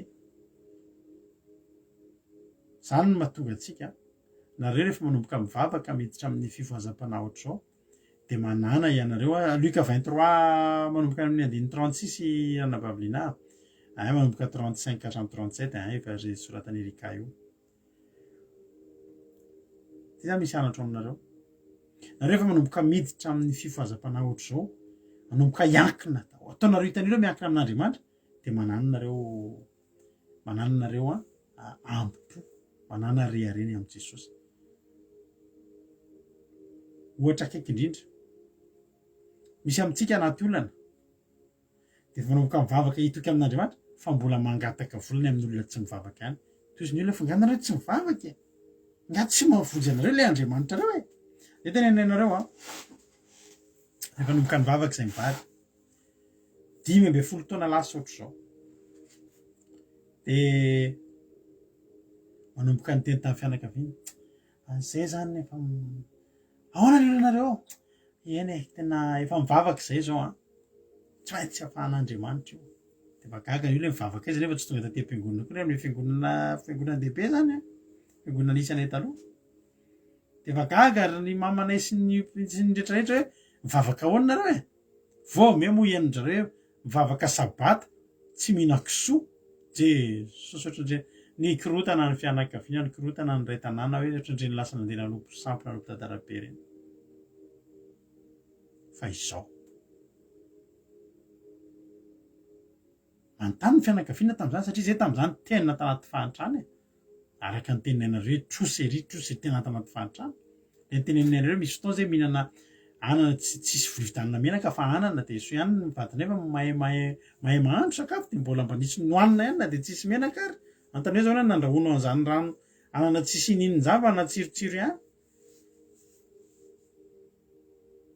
fa zao ny zavatra nitranga manomboka manontany ny fianakaviana tam'izany zay fianakaviana no manatitra tonga avany ny raitapo romama manaritra sakafo ao an-trano ty misy sakafo ty ohatr'izao manaona ny sakafonareo manaona ohatr'izao tavola aloha zara ary misy manampy manao nareo tena tena tsy sininina mihitsy satry ny olona natitra fa zao am'izay nanomboka ny vavaka ianao mitena mire zay efa manomboka ny vavaka de tsy maintsy zao zary teny hoe mivavaka moa zany nareo de ahoana de zay mihitsy le izy raha napavy Sarolinina lasa secte zany nareo izy ny famonjena mihitsy tam'izany hoe very reo sady boka antrosany very azafady zao nytoyany zao hitanareo zao tsy ny feparany fa nytoyany manana hambo amin'Andriamanitsika nanomboka ny vavaka am'izay de nanomboka nisy ohatry ny tena nareo nge fa maninona nefa nareo mivavaka am'zany ohatry ny taitry zay mivady nanomboka teo manahoana nareo ao na tonga nay ninananana maina satria zay ny teny tamin'ny fianakaviana milamina ny aty alleloia zay tsy hoe nandainga tsy milamina fa nefa kosa mionina amin'Andriamanitra ozy ny olona hoe akino amin'i Jehova de aoka izy amonjy aoka izy anavaka raha makasitraka azy izy aiza ny Andriamanitra reo aiza ny vokatry ny fivavahanareo vokatry ny fivavahanay de zao nampianarina ny onona tamin'ny zavamisy aloha alleloia tsy nangatangataka manolona zany tsony ianao raha hoe hivavaka ka hijoro de tadidio ijoro avombelona amin'ny olona zay zany de tenanao de ozy ny fiainana ozy ny olona tsy ny Andriamanitra reo kory zany zay zao any nanatra sakafo taminareo ko ny mijorojoro avombelona eo manana an'izay teo zay tena nanomboka nisy an'izany hoe ndao hijoro vitany manahoana nareo anaterana anina aza anaterana milamina inona le milamina tsy de misy eo fa zao ny ainanay ry avany zany hoe mahavelona ve ny fivavahana mahavonjy ve ny fivavahany za tena miteny anao tsy manako hoanina ianao ndao hivavaka fa mahavoky ary mahatonga zavatra hoanina ny fivavahana zay tena mijoro tsy tena raha olona andatsanao ka teny hoe zao ianao mba mivavaka akory zay mivavaka de aza maka mivoninahitra ny Andriamanitra manana hambo fa tena mamonjy io Andriamanitra zany nahazo an Jesosy aiza izy aiza ny Andriamanitra ianao akino amin'i Jehova de aoka izy amonjy de aoka izy anavaka ho Davida any amin'ny 5 fa ianao no nampivoaka avy tao an-kibo nampandry fahizay ianao fony ambola nampinono'ny reniko de tahaka an'i Jesosy mihitsy zany nahandro fehizay mbola teny amin'ny Marisy Josefa matory ny zavatra ataony nabatainy entina any Egypta tady vonoany Herode nahandro fehizay izy nainy aina mpiadanana tao anatin'ny korotana zay nisy satria Herode mifofony ainy fa izy nandry mandry mpiadanana amin'ny mahakizy azy eo am-piatanan'Andriamanitra nakinina taminao hatrany amboaka hatrany an-kibondreniko de Andriamanitra ianao Jesosy tsy nampianarina ny vavaka Jesosy tsy nitarihana andeha hanao sekoly sabata na sekoly lahady fa efa natiora tao anatiny efa zanak'Andriamanitra izy 12 taona izy de efa nahay nitory teny rarakivy ny Sadoseo sy ny Fariseo satria nahoana hatrany amboaka izy de efa zanak'Andriamanitra efa alleloia efa zanak'Andriamanitra aza manalavitra ianao fa akaiky ny fahoriana sady tsy misy mpamonjy de Jesosy tandilon'i Jesosy teo an-Getsemane izay tsisy na de ny mpianatra ary araka ny toritentsika voamaly zany zavatra zany ary avako androany tetodika amintsika ako raha mahitany zany hoe Jesosy zanak'Andriamanitra velona mpanjakambanjaka tompon'ny tompo tena iankofany olona rehetra ao an-danitra ao ny tonga teto amin'ity tany ity navitany teny sy nanaiky an'izany hoe za de olitra fa tsy olona fandatsahan'olona sy fanevatevam-bahoaka aiza hoe izy tsika inona moa ny olantsika ny olantsika indray de zao zany hoe de tsy manaiky ambanimbaniny zany tsy mahalala anka matetika teny antsika zany de marary voadona ny fotsika raha vao ambanimbaniny olona efa teneko anao foany ty fomba fiainako ty de meko anao za tsy misy manambany satria ny antony za tsy nanambony tena misy olo lefa ambany ve de mbola ambanina nefa nande olona nanambany olo lefa ambany efa miteny za ambany ny apôstôly nanana an'izany toetrany efa resy zay efa tsy tsinitsininy zay fa aza misahirana azy enjehana tsony za tena tsy izy za tsy de manam-pahavalo sy mpanenjika zany eo amin'ny fiainako. Ny antony de zao, za tsy manangana fahavalo eo amin'ny fiainako. Ianao gaga be de be mpanenjika ka mahatonga anao be mpanenjika, ianao mandranitra olona. Fa raha te hanana fiainana sotra ianao de atsaro no eraoera. Amin'ny manao eraoera ianao de hitan'ny olona ianao de hiezaka de mamboly inona ianao, mamboly areti-po ianao, de mamboly manomana sady ny olona ianao hanetra ianao, de marary ny fonao. Fa Jesosy ny teny, Davida ny teny, za de olitra fa tsy olona.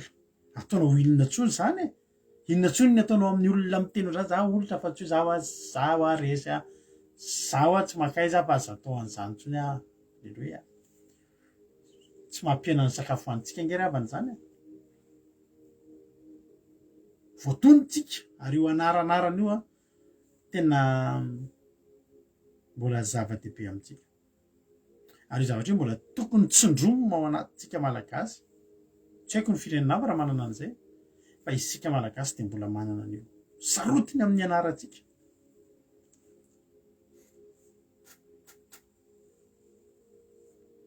Io azo atao, zaho teneniko anao. Misy mpiara-miasa tamiko taloha taty Andafy, mbola zandry kely zay. De vao nahazo permis, de vao nahazo tomobile, de vao misy zavatra kely tsisy dikanay ny am'le tomobile. De za hono mba ampianariny mitondra tomobile. Tanao anao tsotra zany. De tena itsikiko fotsiny izy. Iza mietritra anao hafa firenena, ohatry atsika Madagasikara tsy mbola manana tomobile. Za ngeravana 12 taona, 12 taona, 13 taona, de inona nataoko? Eo amin'ny tanàna misy anay, eo a Kadivato ao, misy station d'essence zay. De ny ataoko koa zany isaky ny hariva manomboka amin'ny 4 rehefa tsisy atao, de midina eo, de irahan'le gardien eo amin'le parking eo amin'le station d'essence eo, manisanitsaka tomobile. Rato ataovy ery, de atao hoe tsisy haiko le tomobile rehetrarehetra na volant aiza ninona haiko mitondra andreo, manitsaka manao manœuvre. 13 taona de efa manao manœuvre manitsaka tomobile ity sady ataony tefaneritere kely reny de faly mihitsy izy de misy fotoana ary mbola gambany 15 taona de etony gardien io amin'ny alina, amin'ny arivariva de asenetiko izy tsy mitondra tomobile, za aseny mitondra tomobile tonga traiza zay ozy ianao, de izy miaraka amin'ny olotiny, de za zany ohatry hoe mba soferany de mitondra rehefa tomobilin'olona apetraka amin'ny parking lozange zany. Ny tiako lazaina aminao de zao le zandry kely zany mieritreritra ianao zany gasy kely de any de mampianatra na momba ny tomobile, mampianatra na mitondra tomobile nefa tsy hainy za moniteur ngeta ange mampianatra mitondra tomobile ny asako taloha. Fa inona moa zany za ve de teny tanao za tsy ampianarinao am'zany moniteur any aty manana diplôme amin'ny fitondrana fiarakodia de de tsy maintsy tonga ny ady hevitra de tsikiko fotsiny izy ekiko fotsiny do fanaovana loatra zao de mba ampianarina anao ny ohatry ny rehefa le manakisaka tomobile sy le migrisa reny ny tomobile zany de tsikiko fotsiny de nampanina anazy de tsy nitoy le resaka, tsy nitoy tsotry satria za tsy niady hevitra taminy ianao ary tsy mahay fa zao fanaovana zany de tsy maintsy rapitsona izy de hitady zavatra fa hitenenana anahy de mijanona tsola izy de tsy nampianany sakafo nohaniko mihitsy hoe izy zany mieritreritra izy mitondra tomobile lavitra fa za tsy maintsy izy ary permis vo azo. Hitanao misy zavatra afaka mitsahatra eo amin'ny fiainantsika ary tsy mampaninona eo tsika le izy azonao, ary zany fahaizana mandamina fiainana zany. Za tena enjehan'ny olona mihitsy ka ianao manao zay hijeren'ny olona anao, de manao zay hitsaran'ny olona anao, de manao zay hitenenan'ny olona moa de ianao ihany no reraka amin'izy aloha. Misy olona ngeravana efa anatina fahantrana, anatina fahasairanana. Fa alony ny sakafo tsy zarizary ao an-trano, fa alony mividy akanjo vao ampisehoana amin'ny Facebook. De inona moa zany ny dikan'izany? Fa Jesosy azo. Jesosy Bonsoir Valérie Stoery. Mety vazaha izy de tahiny Jesosy. De zao Jesosy aza. Zaho izy de olitra fa tsy olona. fa tsika izy tsika zay no manala an'izay hoe za taranaky manana an'izay mantsika malagasy niza anaran'ny fianakavianao za de tena miteny anao fa anarana ray ihany nijerenanao zanak'izy ianao ny anarana etiko amonjenana ny lalana zahoako famonjena de sy ny anaran'ny ray aman-dreniko na ny dadabeako na ny bebeako tsy sotsarovany reny zay zao tsy haiko nareo hoe avy aiza fa zay zao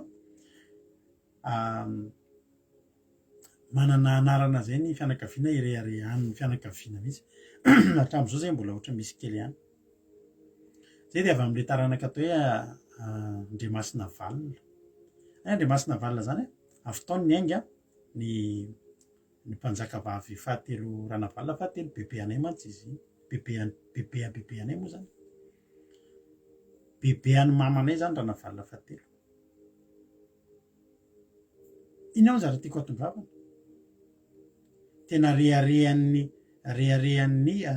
fianakaviana mihitsy zany ary zay taloha tena haiko anao nampianarina anay hatramin'ny fahakely zany hoe tsika tsy taranak'olona mandohalika zany tsy mandohalika tsy mahazo mandohalika de zay taloha rehefa ny ampianarana manao ditra de efa fantatry ny efa fangatahana manokana ray aman-dreny mihitsy hoe raha maditra re za de aza-pandoliana fa alao manasa WC alao manao anafy fa tsy mandohalika de tena ireharehany zany anarany zany fa za miteny anao androany teny anao any Nosy Manjaka zany tena miteny anao ry havana malala fa tsisy dikan'izany rehetrarehetra zany Jesosy aza Jesosy niteny Davida niteny ambony Davida ve tsika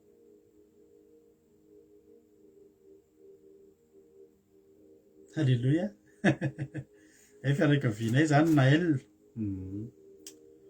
fianakaviana ray zany tsika fa zao velomy maso ny anaran'ny fianakavianao fa tsisy ninona azonao ireharehany tsisy na kely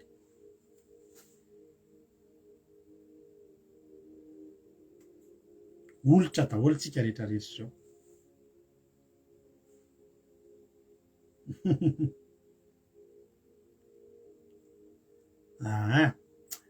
variko kely izy ave miteny hoe fandraindray koa na tsy moeraoerany misy olona makala foana ka reny rehefa makala le olona de reny le tonga eo am'le anitsika hoe fandatsan'olona sy fanevatevam-bahoaka tiany ataotsika mangataka amin'Andriamanitra ampahireo zao tompo anatin'izao fa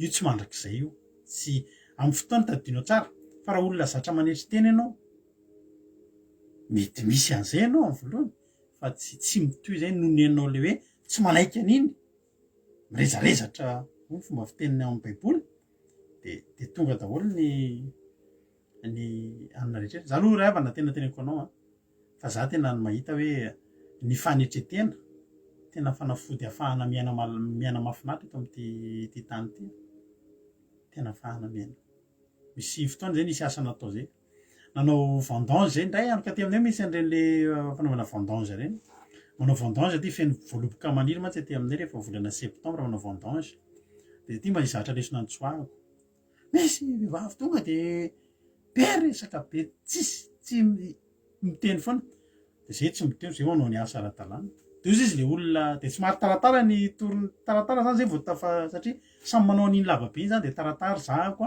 sy namako vo tonga de nisy olona tonga teo aminay nanampy de izy zao tendrareo ampinay nareo satria nareo tsy mba miteny ohatran'iretsy le olona lehibe resaka be koa tara be arina fa tsisy manampy vo mety tsy tiany olona be resaka be mihitsy fa ary be dia be tsika zany mimpiavana eto raha izany ilaina ny fanetretena Jesosy teto ny teny za de olitra fa tsy olona Davida ny teny fandatsahan'olona sy fanevatevam-bahoaka ahy za rehetra mahita de manaraby avokoa zao ny tenako atsika rehetrarehetra apetrao ny ambopotsika ny amin'ny anarana izay ananatsika ary io araka ny tekitanao io zavatra mbola tokony tsindroma mihitsy eo amin'ny fiarahamonina malagasy indrindra amin'ny malagasy kristianina fa mbola be deabe ny olona mametraka an'izay hoe za somalala nazy sy ny sisa tsy ry havana tsy mahavonjy atsika ireny ary vao metsika mihetry amin'ireny zavatra eny etretanao tsara fa Jesosy sadalavana tany an-danitra nanaiky nidina tety ho ana de ho anao ahoana ny afahantsika miteny fa tsika tsy afaka miaraka amin'ny karazan'olona ohatr' zao na ohatr' zao tsy azo atao zany ny zavatra ilanao voalohany rehefa hivavaka ianao de zao manetretena aza miteny koa ianao za mitovy amin'ny olona fa atao hoe zahako olotra fa tsy olona satria Jesosy Davida aza nanao an'izany ijoba rangery avana teneko anao ny mijoba ho atsika zay mieritreritra hoe ambony tsika zao ny tenen'ny Joba ny mijoba toko 5:2 aiza na marina ny zanak'olombelona anatrany Andriamanitra ary aiza no adio izay tera-behivavy amin'izao zany tsika tsy Joba matsy ny teny fa Bildady 5:5 indro ny volana aza tsy mangarangarana ary ny kitana aza tsy madio i masony ko mainka ava fa ny olombelona zay kakana ary ny zanak'olombelona zay olitra na avaiza ny poiranao na avaiza de tadidio fa ny anaran'i Jesosy ihany no mavonjy anao tsy misy andrina tsy misy andevo tsy misy nininna tsisy nininna fa navakavahana tokony isy eo amintsika satria tsika aza tsisy navahan'Andriamanitra na teray zay eto manana fikambanana atao hoe groupe zay maresy amin'ny groupe zay zay maresy io de zao zavatra petraka amin'ny vady ao zay rehetra miditra ao de manomboka eo mitovy daholy tonga de milatsaka amin'ny tany daholy ny diplomanao ny firazananao ny fahaizanao ny lokon'ny tavanao ny toetry ny volonao sy ndretrrehetra vao miditra ao ianao de zao ny anaranao mitovy tantana ary izay ao de mampianatra ny ankizy raha vao misy mitady anandranandratra de ahetry aloha misy an'le maneritrnerity teny zay konge ratsy ny manandra tena ratsy fa ny maniry tena le hoe tiako tena le hoe le tsy mety ao anao zany le manava tena io koa tsy mety mitovy tsika de ao amin'ny groupe zay maresy de zay be diplôme ianao sa tsy nahita fianarana mitovy tsika alleloia ho any an-danitra ny tanjona olon-dehibe ianao ankizy mifanazy tsika amin'ny maha hoe azafady lehibe ihany fa ny zavatra petraka ao ho anareo zay zay efa nandalo satria misy koa mandalo de efa niara zay ny zavatra petraka eto amin'ny fandarina andramoka izao tsisy afo tsika reo mitovy ny fahitana ianareo reo mitovy eto anao raha tonga eto ka iresaka aminay hoe za tabatisa fa za aloha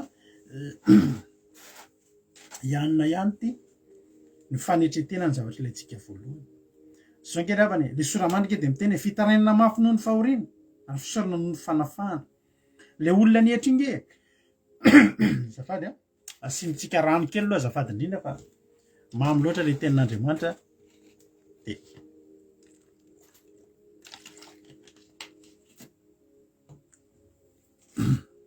de maina mihitsy ny tenda ny soramandrika de efa fantatritsika ny toyany nareo mety mieritreritra hoe te olitra zany te olitra foana fe tsia tao anatin'ny fahoriana de nitaraina ary ny olona mitaraina zany mahatonga ny olona hoe ry Ezekela rehefa mandoalika Jeremia mandoalika de mekoaka endrika fanetretena iny tadio fa anaty fahoriana ny olona miteny an'ity zavatra ity ao anaty fahoriana ny zavatra ataonao voalohany mietre mba hisandratan'Andriamanitra ary zay mihetsy no asandratra ka io olona io de te ho asandratra Andriamanitra fa tsy hosandratra ny olona ianao raha ny olona rehetra nanetry anao ny tanan'Andriamanitra ny anandratra anao ary Jesosy teto nataon'olona tsintsina hatramina miaramila tsy haiko ny ambany grady lia miaramila tsy fantatro fa hatramin'ny miaramila ka hatramin'ny jolahy teo ambony hazo fijana iny ka nanevatevany Jesosy raha zanak'Andriamanitra tokoa anao vonjeo ny tenanao de vonjeo koa zahay ry havana zay ny toerana isan'i Jesosy teto mbola tao anaty fahoriana fa avy eo ny fisaorana noho ny fahafahana sy filazana ny andro soa ny fanjakan'Andriamanitra zany hoe tao anatin'ny fahoriana tao anatin'ny fiatrena tao no nananganan'Andriamanitra teo tafavoaka amin'ny ady ve ianao tena tianao ve zany hoe mba ho avoaka an'Andriamanitra ho asandatra Andriamanitra am'izay ianao manetre tena apetrao ny mahaenao anao apetrao ny mahaenao anao tena apetrao mihitsy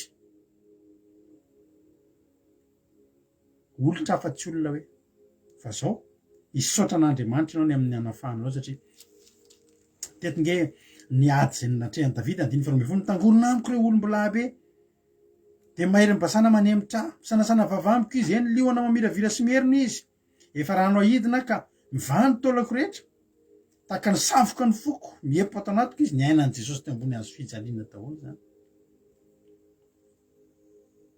mbola anaty fitarainana izy manao an'io miaina tahaka ny tavim-bolany ny heriko ary ny lelako miraikitra amin'ny lanilaniko ary ao amin'ny vovoka ny fahafatesana no ametrahanao aho fampitangorona amiko ny ambo ny fiangonany ratsy fanahy manemitra manindrona ny tongotra matanako izy mahisan'ny taolako rehetra ary mibanjina sady mangarika ireo de mibanjina sady mangarika tena mangarika arabaky teny mihitsy zany a mizara ny fitafiako ho azy izy ary ny akanjo kilokany ingeny akanjo Jesosy le ny lokana teny ambony Jesosy nabiridany miaramila moa ny akanjo ny lokana ny lokana zay azo ny akanjony de zay teniko hoe tandindon'i Jesosy ity andiny fa 9 manomboka miditra any amin'ny zafady a manomboka miditra any amin'ny lafiny fiatsarantsika fa ianao Jehova za manalavitra ary heriko fangana hamonjy aho jeo amin'ny sabatra ny fanahako de ny hany malalako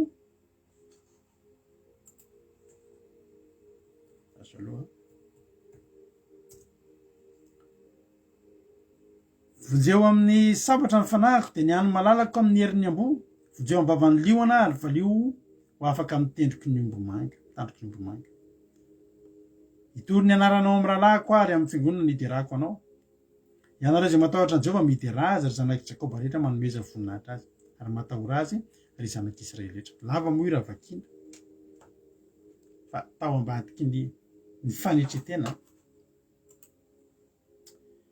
tao ambadiky ny fanetretena zay natao tao anaty fahoriana de natonga fanandratan'Andriamanitra nafahana ny saorana azy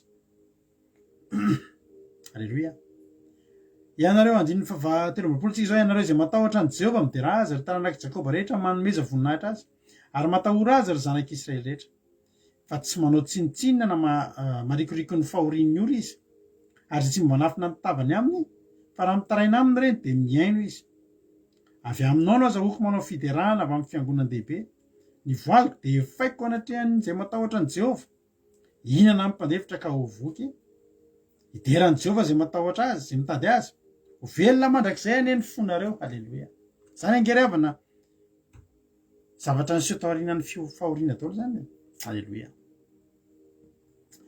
inana ny mpandefitra eo am'izay tsika miditra amin'le zavatra mahafinaritra lasika andiny 15 avy aminao ny azoko manao fiderana eo amin'ny fiangonan-dehibe ny voaliko de efaiko anatreo an'izay matahotra ny Jehova andiny 20 inana ny mpandefitra ka ho voky hideran'i Jehova zay mitady azy ho velona mandrakizay neny fonareo iza ho izy ny inana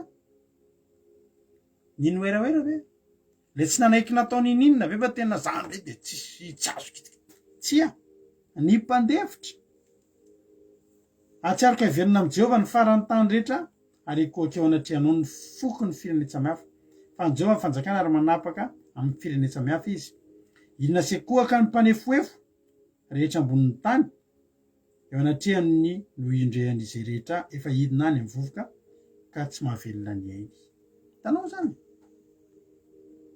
inana siankoaka ny mpanefoefo rehetra ambonin'ny tany. Any mpanefoefo rehetrarehetra le olona tsy nety ny etry, na le olona tsy mety ny etry za ndray de tsy mba ho atao an'izany. Ry havako, ny tanjon'ny ten'Andriamanitra le tao tamintsika ity androany de tsotra. Fantaro fa tsinitsinitsika rehetrarehetra, tsinitsinitsika ary tsisy ninona mihitsy azotsika irehareany ety amintsika ety, afa-tsy ny anaran'i Jesosy. Teo tafity ianao teo tafavoaka ianao zavatra ray de ray ihany. Tafy ny anaran'Andriamanitra, apetrao ny momba anao rehetra. Fa raha isika ny jerena de mety mbola ratsy noho ny olitra itsika raha Davida na Jesosy miteny fa olitra fa tsy olona. Apetrao zay anao rehetrarehetra de mandehana amin'ny fanetretena. Fa ny anarantsika sy ny anaran'ny taranantsika faramandimby sy ny razambe atsika tsy misy nininona azo nininona avonjy atsika izany rehetrarehetra izany. Za matoky sy mino fa voarainao ny afatritsika tamin'ny teny teny sotra ny vavy sika nitondra zany teny zany. Alleluia. Fa manomboka androany raha anaty fahoriana ianao tianao tonga makany amin'ny fisaorana noho ny fahafahany zany, ary tena tianao itoy ka androso foana ny fanjakan'Andriamanitra anatinao, androso ny fiainanao, fanetretena aloha ny ainao voalohany. Apetrao ny momba anao rehetrarehetra, apetrao. Fa Jesosy aza mba niteny, Davida aza mba niteny hoe olitra hafa tsy olona e. Ianao koa mba miteny hoe zany Andriamanitra tena tsinitsinina fa mba maniry mba ho asandratrao. Alleluia. Anandratra anao ny Andriamanitra arakaraky ny fanekenao etry. Alleluia. Tsy mampaninona anao ny mietry. Io Paoly hoe haiko ny mietry, haiko ny misandratra, haiko ny malahelo, haiko ny faly, haiko ny nona, haiko ny voky. Be dia be ny olona amin'izao fotoan'izao, ary zavatra ray manimba ny mpanompon'Andriamanitra amin'izao fotoan'izao ny tsy fihetezana etry. Zao dia tena variana amaranako azy ty zary ty tena mampalahelo anahy foana isaky mahita an'ity. Misy mpanompon'Andriamanitra, ndeo atao mpanompon'Andriamanitra ny Madagasikara, de efa mianatra an'ilay ataon'ny olona any amin'ny fiangonany lehibe fanamambitaka ireny, miditra ilay pastera de mikohaka ny olona. Oriavana raha Jesosy tamin'ny andro fahaveloman'i Jesosy zany, tamin'ny andro fahaveloman'ny apôstôly, tena nataon'ny Paoly tena tsy haiko intsony zay tenen'ny Paoly amin'ny olona nanao ohatrany fiangonana ohatrany hoe tonga avany le pastera de miondrika mikohaka io de ohatran'ireny président république miditra ny any reny teneniko anareo afary ny fianakaviana aza vela manao an'ireny, fa tsy nampianarina tao anatin'ny fonina kristianina, tsy ny Jesosy tsy nampianatra antsika an'ireny. Reny olo reny ve zany zao teneny hoe olitra fa tsy manaiky olitra zany reny. Sady lasa tsenjo tena ohatran'ireny kenina kely amin'ny Barbie reny mihitsiny. Lasa ozy ny tovovavy kely iny akanjo nanaovan'ny pastera tao androany fa tsy le toriteny intsony ny re. Tandremo. Tsika tsy hoe manan-kihana foana fa misy kosa ny azo kianina. Tsy natao iankofana ny mpanompon'Andriamanitra. Anjely aza tsy manaiky iankofana ao amin'ny baiboly ve ry havana de ka tandremo reny. Tsika olitra ihany olitra tsika fa tsy olona. Tsinitsininy tsika manoloana ny voninahitr'Andriamanitra. Ary manoloana ny fahoriana zay misy atsika, za tena teteny aminao, ny fahoriana zay hidradradradrany zanak'olombelona amin'izao fotoan'izao, ny tsy fanetretena ao amin'ny zanak'olombelona, ny tsy mahatafavoaka azy ao ka hidirany amin'izany dingany zany hoe mba tonga amin'ny fisaorana amin'izay noho ny fanafahana. Aorinan'ny matoy ianao misaotra dia nafahana ianao. Fa natonga anao tsy afaky nisaotra, tsy nety nihetra ianao. Tsy nety nihetra ianao. Ninona tenenina tao tany aloha tany, isika tsy taranaka mandohalika. Izy ianao tsy andohalika anatrehan'Andriamanitra. ary nataon'ny olana nandohalika na tsiarotsiaro mihitsy tena aloha mandohalika eo anatrehan'Andriamanitra. Halleloia. Aloha mandohalika eo anatrehan'Andriamanitra aingana fa eo amin'ny fiazakazahanao mandohalika eo anatrehan'Andriamanitra no iazakazahan'Andriamanitra anandratra anao hiala avy amin'ny vovoka hoy ny ten'Andriamanitra dia anandratra anao amin'ny voninahitra. Hotain'Andriamanitra daholo isika tsirairay avy ay pastera daholo zany any teneniko anareo zany. Tsy sitrapon'Andriamanitra ireny. Ny faninanana ary pastera raha mpivarotra tômôbilina ny pastera rehetra dia mifaninana zay tsara tômôbilina sy ihany. Raha mpivarotra akanjo dia mifaninana amin'ny zay tsara akanjo. Fa mpanompon'Andriamanitra tsika aza adino andao ny tondra olona any an-danitra ny faninanana ary fifaninanana masina zany raha afaka malalaka. Halleloia. Raha mpanao kiraro ianao dia andao hifaninana amin'ny zay tsara kiraro. Fa tsika ho any an-danitra hifaninanana masina andao hifaninana ny heritena fa zay mihetra eo no hisandratra voalohany.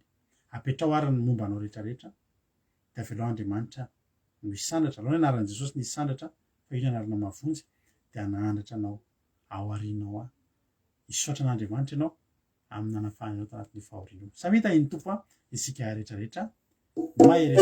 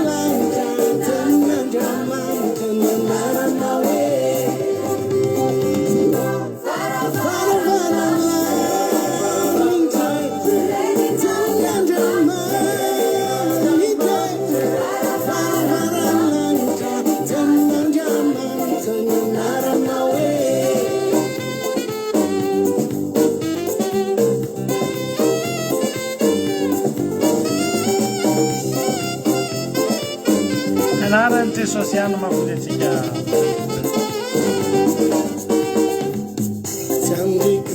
Tiari kuna itako nawe Ifanat amini tambanawe Yana tesosio Aswan fam pusaka Fitya vana manuska Yana nao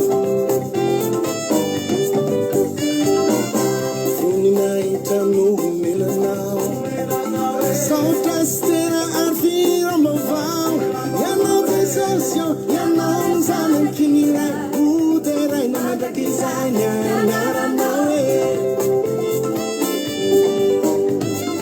Anarata yana uzai Vunze ni makomanda Ksaifu na mava Yana nawe Dena kabustin falina Tuni visina Toda pedina Angatana za unzairine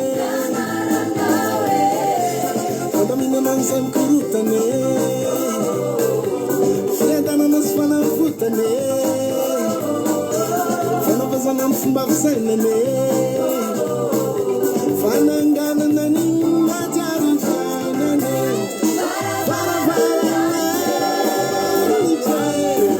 Tana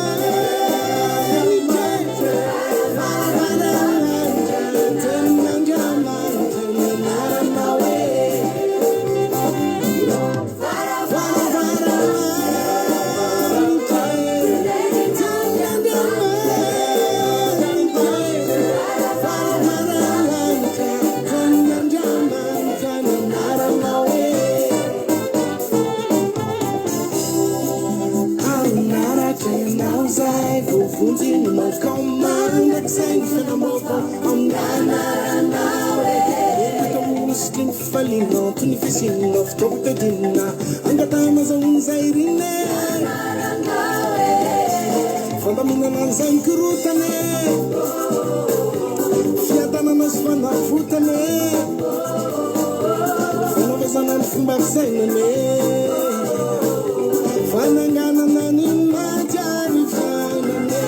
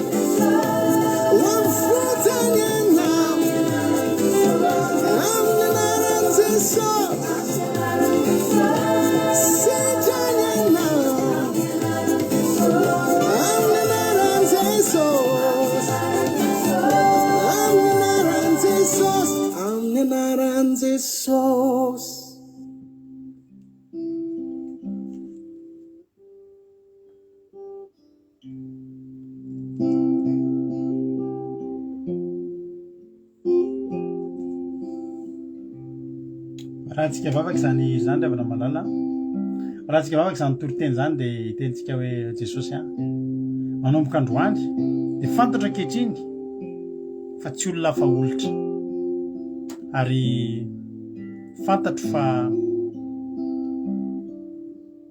raha ho apetrako ny rehetra momba androany dia ho aseho anao kosa ny momba anao ho tarafiny ety amiko. Alleluia. Ny anarana mahavontsy dia Jesosy ravana ary atao voreharehanao naizanaiza lehanao fa zanak'Andriamanitra ianao fa kristianina ianao hatramin'izay hoe sy mety ny anarany ray aman-drenonao tany no ny reharehanao ary ho an'izay olona mety tsy manana anarana ireharehana ety ambonin'ny tany dia ho aiza irehareo manomboka androany fa zanak'Andriamanitra ianao kristianina ianao. Alleluia. Fa zany ny anarana mahavonjy ry avako malala hivavaka avy hatrany tsika amin'izao fotoana izao. Jesosy malalo misaotra anao indray zay tamin'ity anio ity misaotra satria niteny tamin'ny tetondray ianao Jesosy ary matoky sy minao fa voarain'ny tsirairay avy indray ny tenin'Andriamanitra izay toriana teto androany.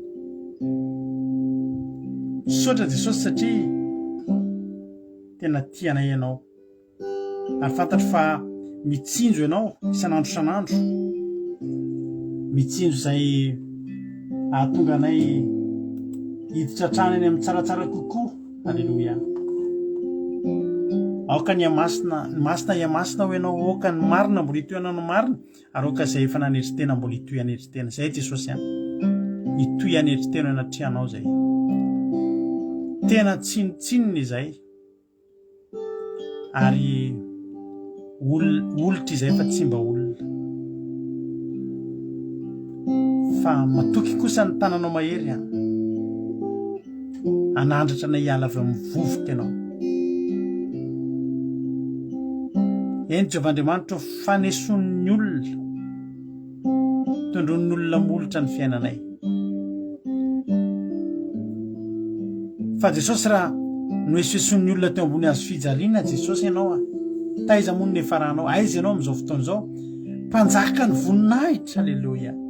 Misaotra Andriamanitra ianao ry havako aza malahelo ny amin'ny fiainanao androany fa manetretena eo anatrehan'ny tana maherin'Andriamanitra fa tsy maintsy hotsangan'Andriamanitra amin'ny voninahitra io fiainanao io tsy maintsy hotsangan'Andriamanitra amin'ny voninahitra io fiainanao io.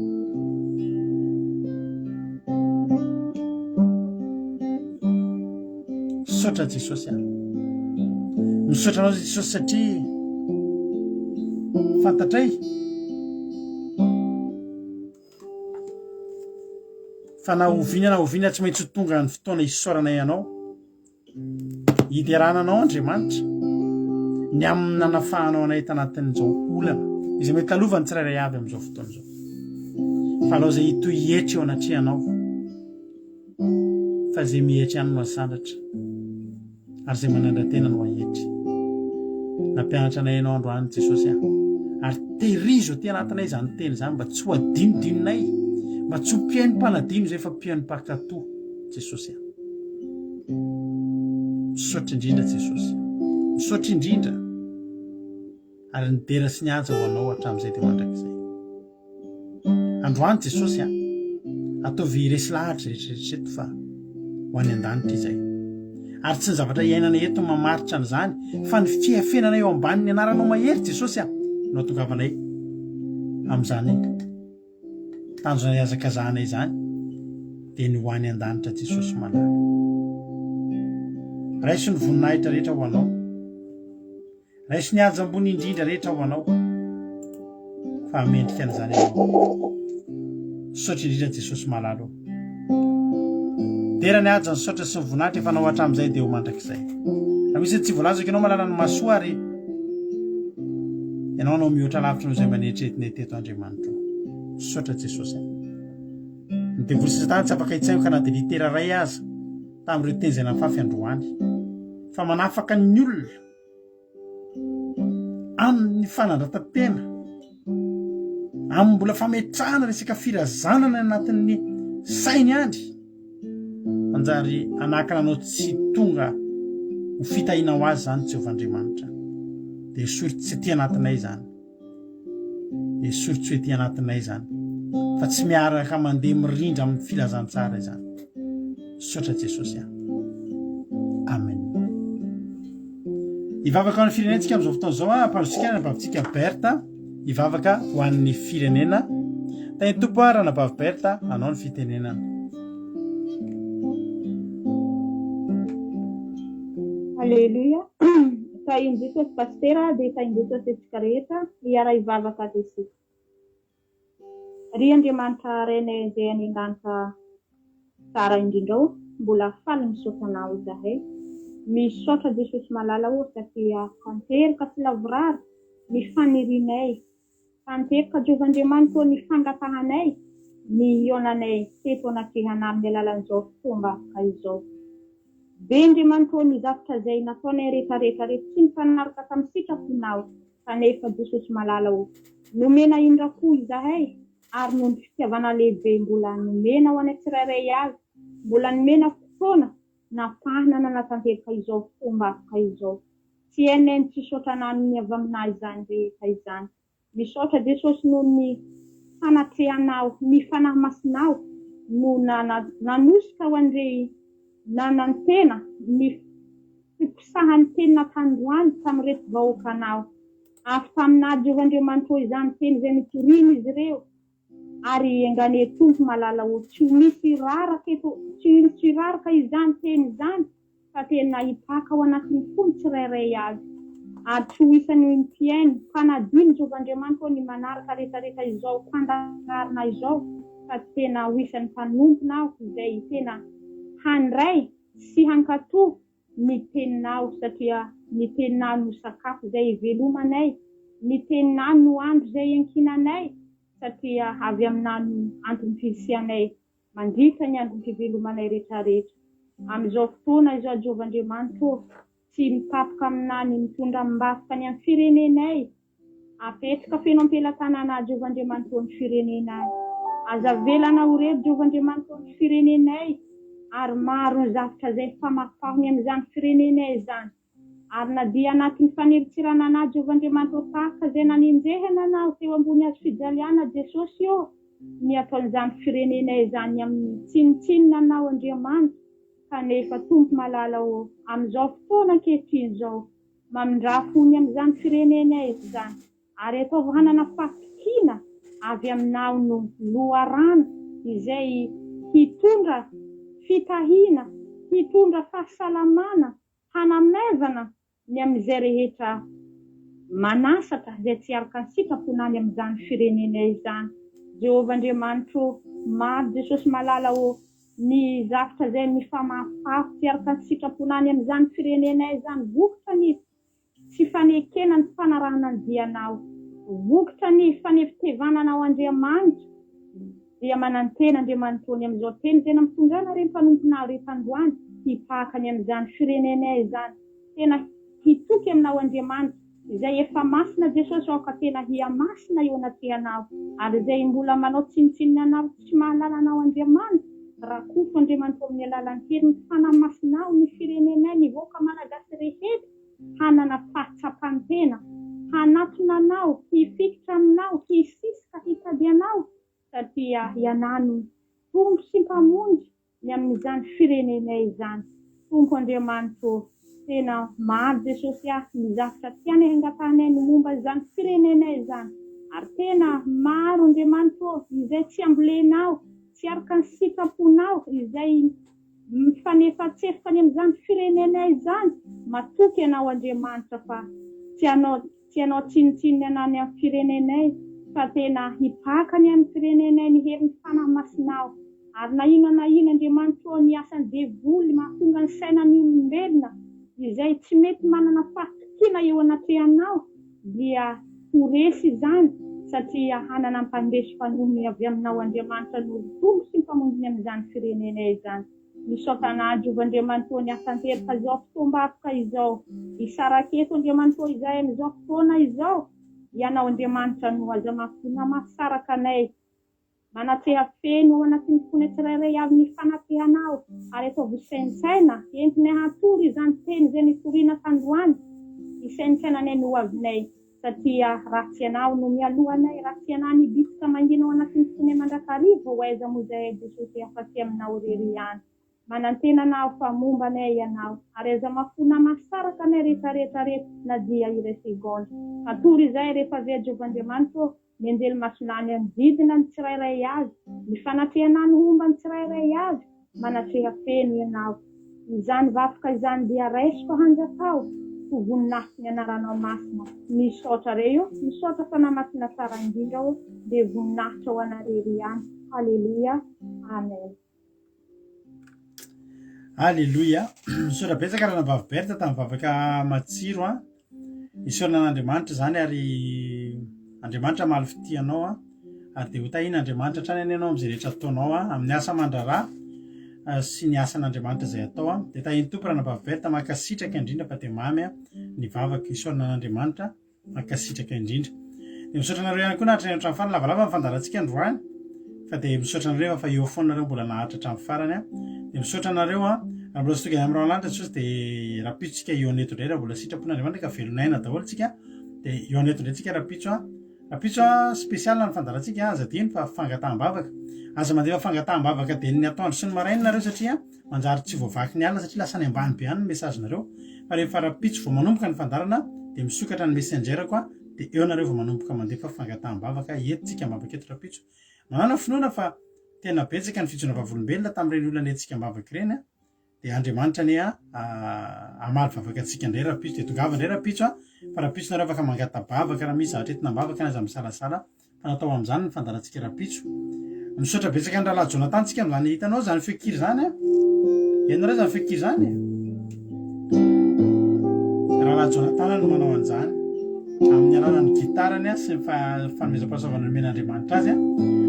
Dia efa elaela moa anisany efa le fekiry antsika teo aloha teo koa efa izy nanao azy. Dia zany hira mandeha zany a dia Jonathan, rahalahy Jonathan any Allemagne no mandefa an'izany fekiry zany a, mitendry an'izany ho antsika. Dia isaorana azy fa mahafinaritra be nanaovany an'ilay izy a. Dia ampitombon'Andriamanitra hatrany ny talentanao rahalahy Jonathan a, mankasitraka indrindra. Dia tomparitsika tsirairay avy a.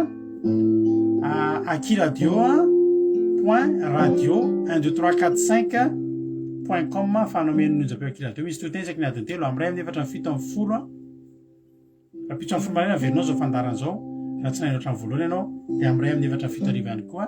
Dia misy a toriteny a ravany mampionona ny hira gazy vazaha anglisy dia matoka fa hiaraka aminay foana ianao a. Raha fisy indray tsika miona tahiny Jesosy daholo a, mahereza daholo a. Misaotra antsika nahatra ny hatramin'ny farany. Amen.